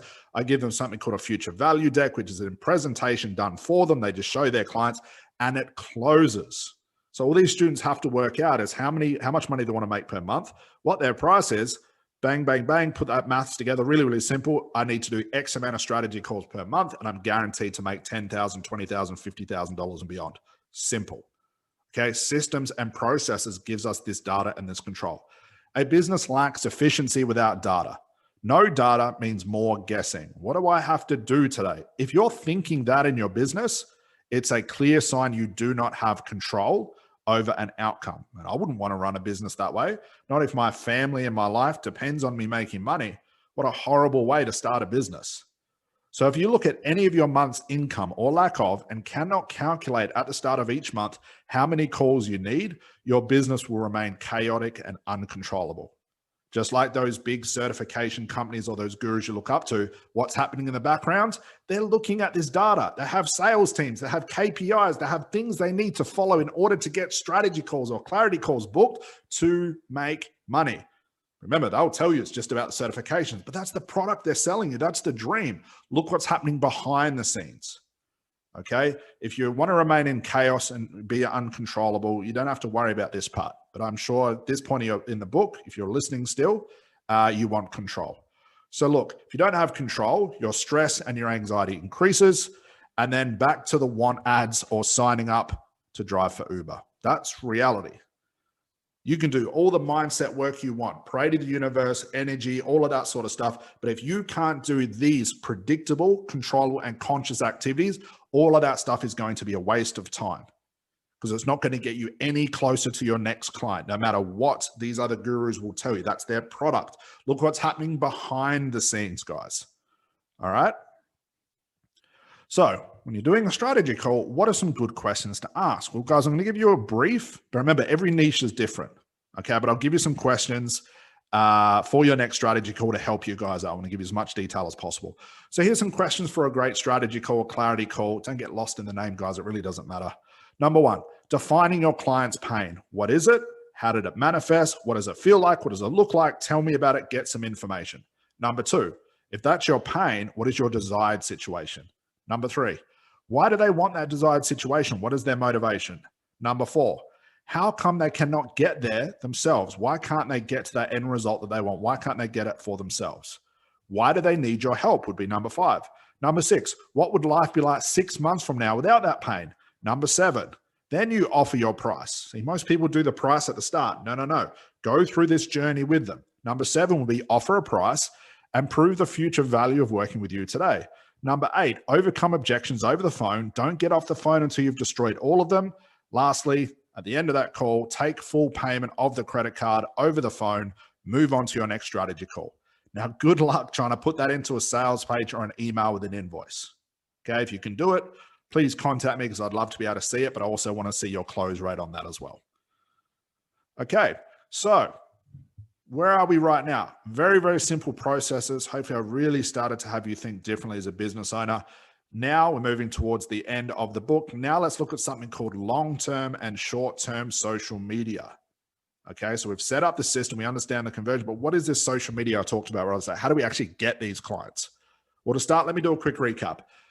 You now understand what a niche really is. You know how to use the MOS process and pricing your service with the correct value. So how do we actually get new clients? Remember all the way back towards the start, I talked about the 80-20 rule from before. Remember that? During your marketing is where it is most important. It's that 80-20 rule. Hands down, the easiest way to get new clients are to use and love online social media. By far, it is the easiest way to attract clients into your business. I don't recommend events, speaking gigs, meetups, handing out business cards and flyers. By mastering social media, you can strategically indoctrinate your market into your way of thinking by constantly providing value using different mediums. Your potential clients are on Facebook right now. They are on YouTube right now. But why are they on these platforms? They are searching for answers to their questions. So if they're in Facebook, they're on YouTube, they're online looking for answers to their common questions, which are really objections. Why not provide value and create content that answers these questions? We know that they're possibly even searching for their questions on Google or even watching YouTube videos to understand the problems they have. They want to understand their problems more. They're not looking for a hypnotherapist. They're not typing an RTT or an NLP. They're not doing these things because they don't know who these people are, what it is, and they don't care. So go beyond, even the how. I'm into that many times right now. So I'm not talking about paying for ads on Facebook and Google. We don't have to worry about that. We can do this organically. I'm talking about using social media platforms the way they have been designed to use. Here's the thing. Facebook connects people to people, not people to businesses. You don't have to run ads. YouTube answers common questions in video form.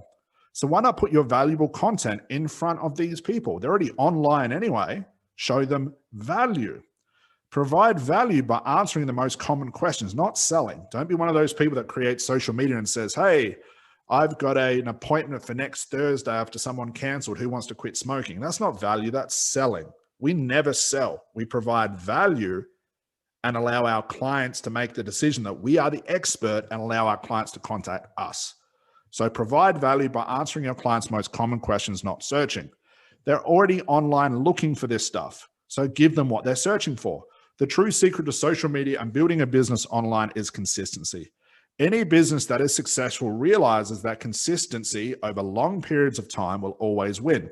I cannot tell you how many times I've seen a coach or therapist complete one Facebook Live, not make $10,000 from it, give up, blame social media, then change their entire niche. They do this week after week after week. They think one Facebook Live is all they have to make, which is not true.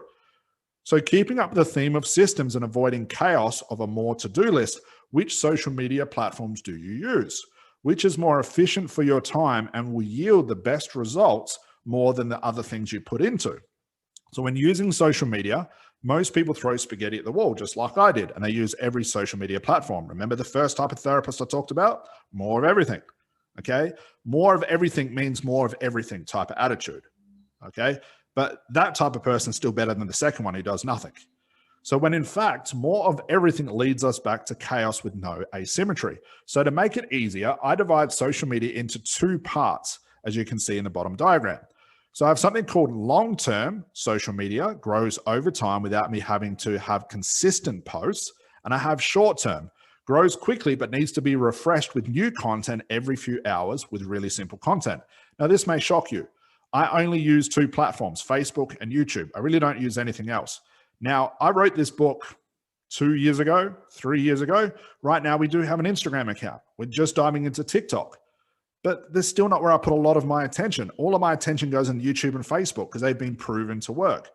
Now, I don't use Twitter. I have in the book that I don't use Instagram. We do use it, but I don't get a lot from it. I do not, however, run Facebook ads or Google ads. Never do, never will, not even in the future, never will. I don't use ClickFunnels or lead pages.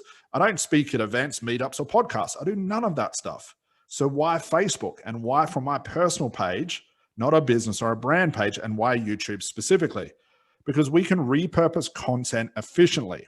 From one to the other is my main reason. I can create one video, get it on YouTube, get it on Facebook, cut the video, create smaller videos. So from one piece of content I create, I can turn it into multiple things and share it across every social media platform that I'm on.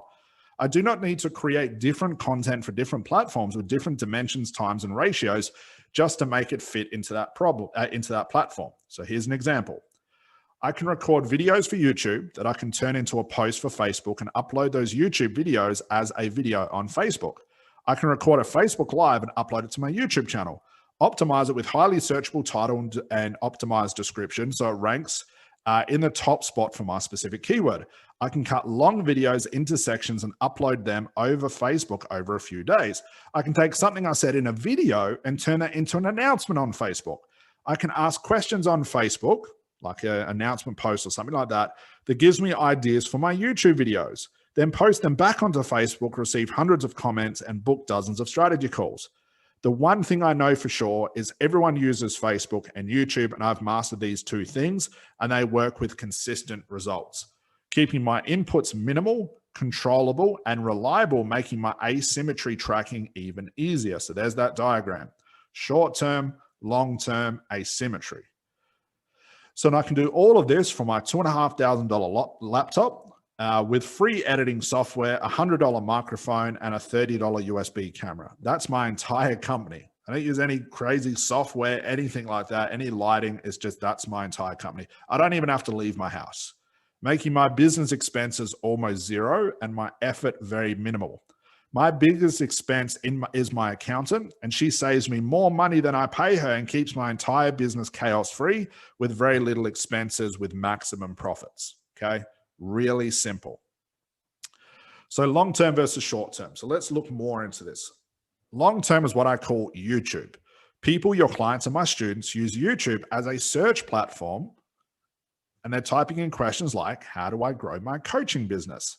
They find my video on this subject, consume my content, follow my call to action, my CTA, that I give them at the start and the end of my video to sign up to a program or even book a strategy call with me. This is my funnel without using funnel software. And that's all it is. That's all a funnel is. It's a call to action. I don't have to pay $150 a month for funnel software when I can achieve the same thing for free. So what is it your video they see on? Okay, so let's look at your niche. If your clients have anxiety and that's your niche, remember your clients aren't looking for a hypnotherapist or a coach, what would they be on YouTube looking up if their pain was a real problem? They wouldn't be looking up, how will a hypnotherapist help me? No, they'd be typing in things like, how do I overcome anxiety? It's a common question someone has. Your content needs to show up. In other niches, it could be, how do I find a loving relationship? How do I grow my confidence? How do I stop PTSD? And your call to action, which is what they act on, should be to book a strategy call with you, bring them into the system. And your booking system, they book into. Boom. You have free clients and a way to repeat the process with more videos. And thanks to YouTube, it will continue to show these videos to the right people over and over again, even while you sleep. I call it a long-term strategy, as one video can work for you long-term without having to touch that video ever again. So the next equation is, what right content should you create that your clients will actually watch, see value in, and follow your call to action? Look, I'll get to that in a moment, but I do want to cover first short term. Short term is more Facebook. We could also include TikTok and Instagram in that as well, but Facebook is still a priority. People are on Facebook all day, meaning that your content needs to be shown to them every single day. But Facebook works differently than YouTube. Facebook unfortunately hides content after a certain amount of days. It stops sharing your content organically, free without ads. So if we have to be refreshing content every 2 to 3 hours while your business is inside working hours, using a mixture of Facebook Lives, posts, testimonials, announcements, long posts, short posts, etc. Now you might be thinking, well, Scott, I don't want to be sitting in front of my laptop posting all day. And my answer to this is, well, if you have no clients, what else are you going to do, or how else are you going to get them? You're going to go host a meetup group or an event that costs you time and money where you have no control over who shows up. Are you going to pay for catering? You're going to pay for the room. maybe even flights and a hotel for some random people who saw a free event and wanted something to do. Are you going to walk the streets handing out business cards and flyers that cost you time and money that people put into the bin? Are you going to run expensive and confusing Facebook ads for between $100 and $150 for 7 days just to test your ads? With funnels that cost you time and money in hopes that you will outbid other coaches and therapists so your audience doesn't click on the button that says, stop showing me this ad. But look, I guess you could go hire an agency that'll cost you about $8,000 just to set up your funnel, charge you $10,000 per month to run your ads. On top of that is your $5,000 ad spend per month, knowing that it's the agency's business, so they don't really care if they get results or not. You still have to pay them either way.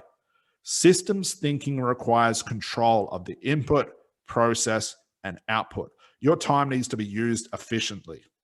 It's no longer about doing more than your competition or outspending your competition. It's about systems thinking, systems control, and efficient uses of your time and resources. The above, which is paid ads, events, meetups, and business cards, do not have any control over your business who will show up. Meaning if I do a Facebook Live, however, which doesn't cost me a cent, I can have the right title. I find that title by figuring out what are my clients' most common questions, specific title. I know those people will show up because it's a video they want to watch. I don't need to leave my house and it hasn't cost me a cent. Then I can repeat that process daily. More of the same inputs that got me my outputs is my business plan. I do only the things that are proven to work themselves out, and I will ignore everything else. This is how I can do less and achieve more over and over and over. In my eyes, creating a 20-minute Facebook Live can be repurposed indefinitely, has less effort and less moving parts than going to an event that requires energy, time, money, etc., and I have no control over who turns up. So what content do you create? You might be thinking, Scott, that all makes sense, but what do I actually create? I'm going to make this super simple for you guys. Most will create content based on what they think is best or what they want people to hear. Usually it's like their story, why they became a coach, how amazing NLP is, blah, blah, blah. Stuff your client doesn't care about. It's all the things your clients are not interested in, nor will they watch. Clients don't care about you. Clients care about themselves. Thus, if you go to create this content, crickets. But then you'll come back and say, well, social media fault. The reason I'm not getting clients is I need more certifications or I have to do a funnel, I have to do ads. No, you're just creating the wrong content. So just like our niche research, we want to create content that answers specific questions to our market's most common pains and problems. Now you want to get out of your own head and stop guessing. Does that sound familiar, guys? What questions does your market need answering? What problems do they have? What are they researching online? Get your content answering those questions. Make a mixture of Facebook Lives, posts, announcements, YouTube videos, answering common questions and facts, using the social media platforms where your clients are looking, not in the places where they're not looking. So here is one place you can find out exactly what your market is looking for and what they want answered. You can do this absolutely free. You'll have to obviously download this book to click on the link, or just go to a platform called answerthepublic.com. Okay. So think about this, and answerthepublic.com, you can find out everything your clients are looking for. So think about this, guys. We're getting pretty close to the end of the book. Are you enjoying this not thinking approach to the book so far? Are you seeing why you had so much chaos in this business with no ability to control it? So where are we right now? The niche is confirmed. You have created your solution with the MOS process. Your pricing with overall transformation and future prevail. You're on top of your social media. So what's missing? Well, the holy grail is missing. The last part of the system, asymmetry. More with less button pushing, but making more money. Asymmetrical inputs. So what is asymmetry? Well, it's really the ability to take less action, expend less energy, push fewer buttons, and achieve more. Outputs equals income. So remember these two types of therapists from the before? Number one is the do it everything at once therapist. So when this therapist first started out in business, they try to attempt everything at once. Use every social media platform at once, but they don't track anything. They attend every single event and networking party, create 12 different funnels with Facebook ads, give away free sessions, host events, webinars, and workshops, create 10 different products in 8 different niches with 16 different price points.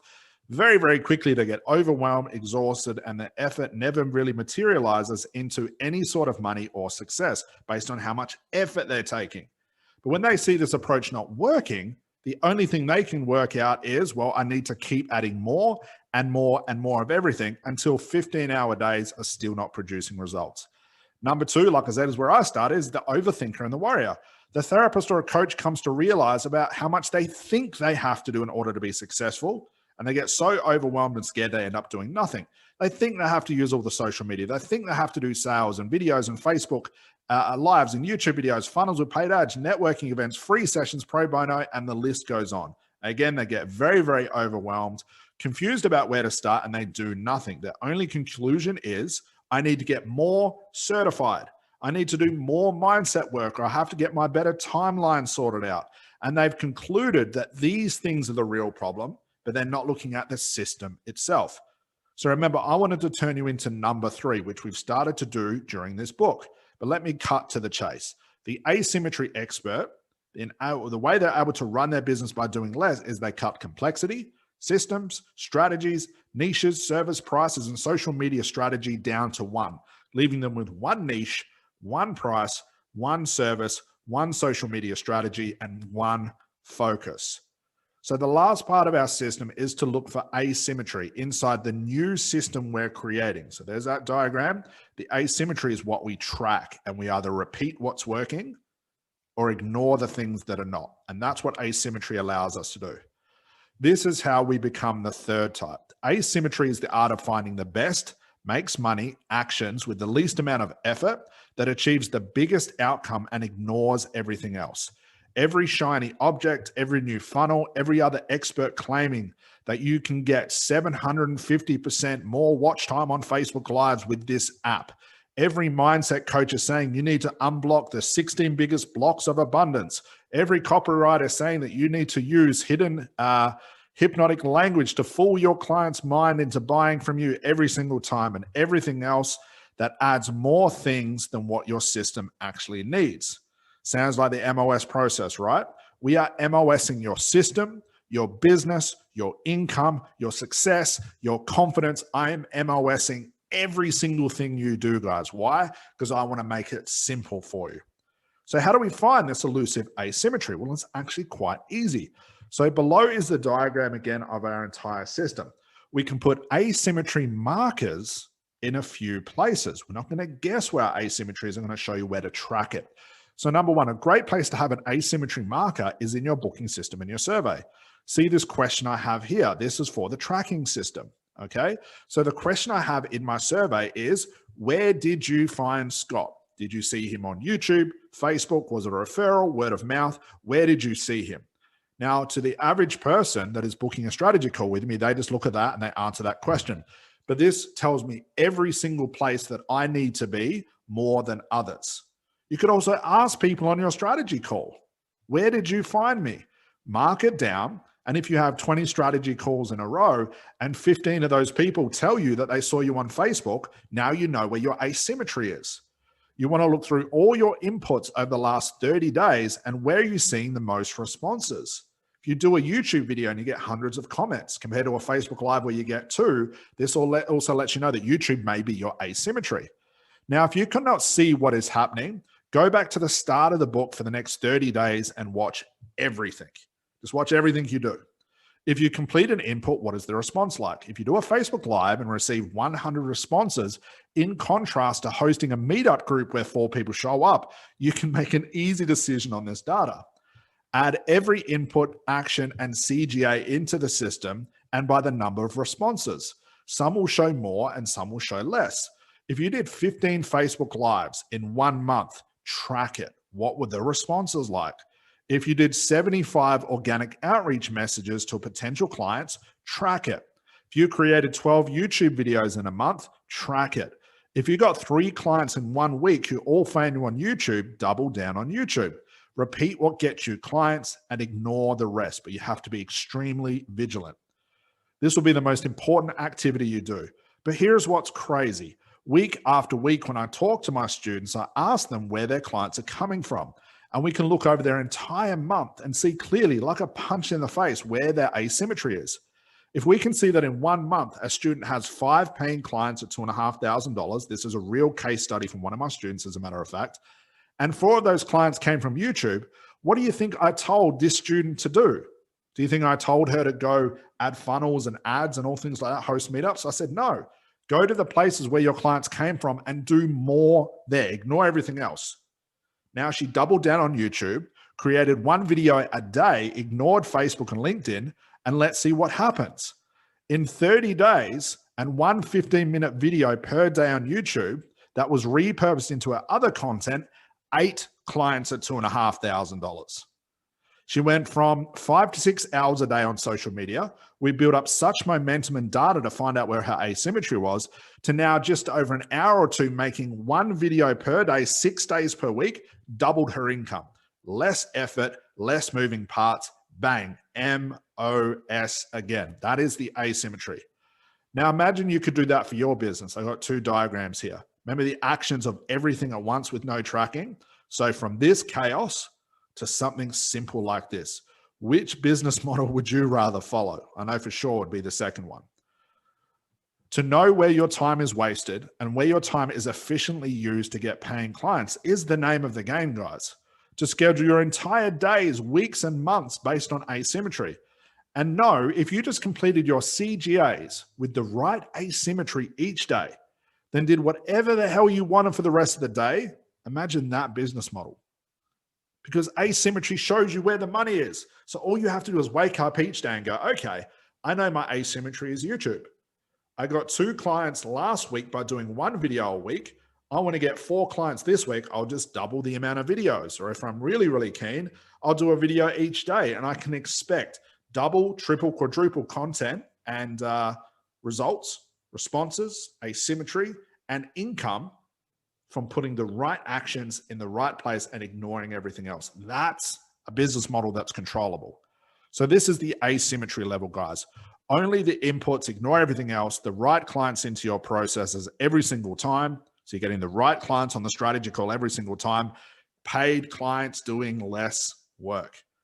And this is just one of hundreds and hundreds and hundreds of students who are running this business model. But like I said at the beginning, when most coaches and hypnotherapists, NLPers, practitioners, healers, and beyond start their business, chaos begins. And these same coaches, hypnotherapists, NLPs, practitioners, and healers will continue like this until becoming a slave to their business becomes too much and they give up. So let me end the book with some important questions. What is your income goal for your business? Go ahead and write it down. Say it out loud. Be honest with yourself. How long have you been trying to get to that monthly income goal? Write it down. I want you to realize this. Look at those numbers. Look at that data. For every month you haven't gotten to that goal, can you now see the amount of money you're not making, but also the money you are losing? Look at all the money you guys are losing. That's what would annoy me more than anything. Every day, every week, and every month you're not hitting your income goal is a day, week, and a month that you cannot get back. And over time, you will have been losing more and more and more and more than you earn. Remember, you had 2 choices when reading these books. Ignore this lesson. Tell yourself you'll figure it out for yourself. You shouldn't concentrate on money. It's all about helping people. Clients won't pay you because you're not good enough yet.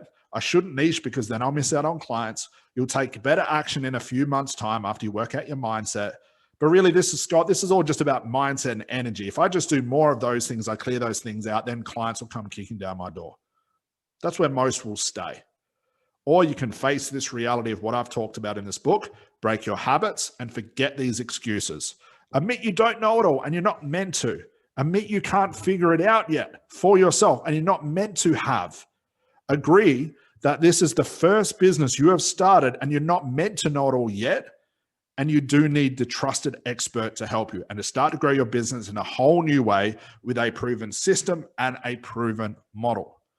So guys, what's next for you? I really have 2 options here, and this really will summarize the end of the book. Below in the description, you can click to book a strategy call with me where I can show you that I have this entire system I've been talking about. Remember, this is a 51-page book. We have well over a course that does well over 35 hours of content to build your business, from the systems, the strategies, the process, the social media, the automation, the scaling, getting virtual assistants, doing your accounting, every single thing that you need that I talked about in this book, that I've only had 51 pages to talk about, we get into granular detail. And the best thing is I've done all the work for you. I've done all the thinking for you. All you have to do is turn off your brain, input the system, take action, and I can show you how to get for between 10, 20, 30, 40, $50,000 per month with no Facebook ads, no funnels, no more mindset work, no more free sessions, no more free challenges, no creating a Facebook group, no events, no business cards, no flyers, none of the old model stuff that you're running right now. And I can show you simply how to get to that $10,000 to $50,000 per month. That's the first option. The next option, ignore this book, go watch another mindset video, go listen to Tony Robbins, go listen to another expert tell you it's all about mindset. Spend the next year doing that while working your 9-to-5 job. So guys, that is the end of the I Can Make You a Rich Coach, Hypnotherapist, and NLP Practitioner. I've really enjoyed my time going through this audiobook. Hopefully I've inspired you, opened your mind up. I do apologize for some of the cursing, but I do get very, very passionate about this. This is what I love to do. There is nothing better than seeing people actually succeed with this business model, because it is a real shame. And it really breaks my heart how many therapists and coaches actually struggle with this, have been lost in the dream of it's all about mindset and certifications, and will continually stay there and never make any dividends based on what they've learned. And I know, guys, you are incredible therapists and coaches, and I really, from the bottom of my heart, want you to succeed. So if you do want to take the next step and you want to work with me, go ahead and book a strategy call. There'll be a link in the description. You can also go over to my website at scottjansen.com.au. That's scottjansen.com.au. Go check out our success stories. We've got a ton of resources on there you can download for free. Book a strategy call with me when you're ready, and I can show you how to do this for yourself. Or like I said, the option is yours. It's your business. You can do what you want with it. It is up to you whether you want to succeed or not. But look at this logically. If you've been in this business for a month, 2 months, 3 months, even 6 months, and are still struggling to make $1,000 a month, you will not work it out for yourself, because if you could, you would have done it already. So that's it for this audiobook, guys. My absolute pleasure to have you with me. I look forward to seeing you in the next video. Bye for now.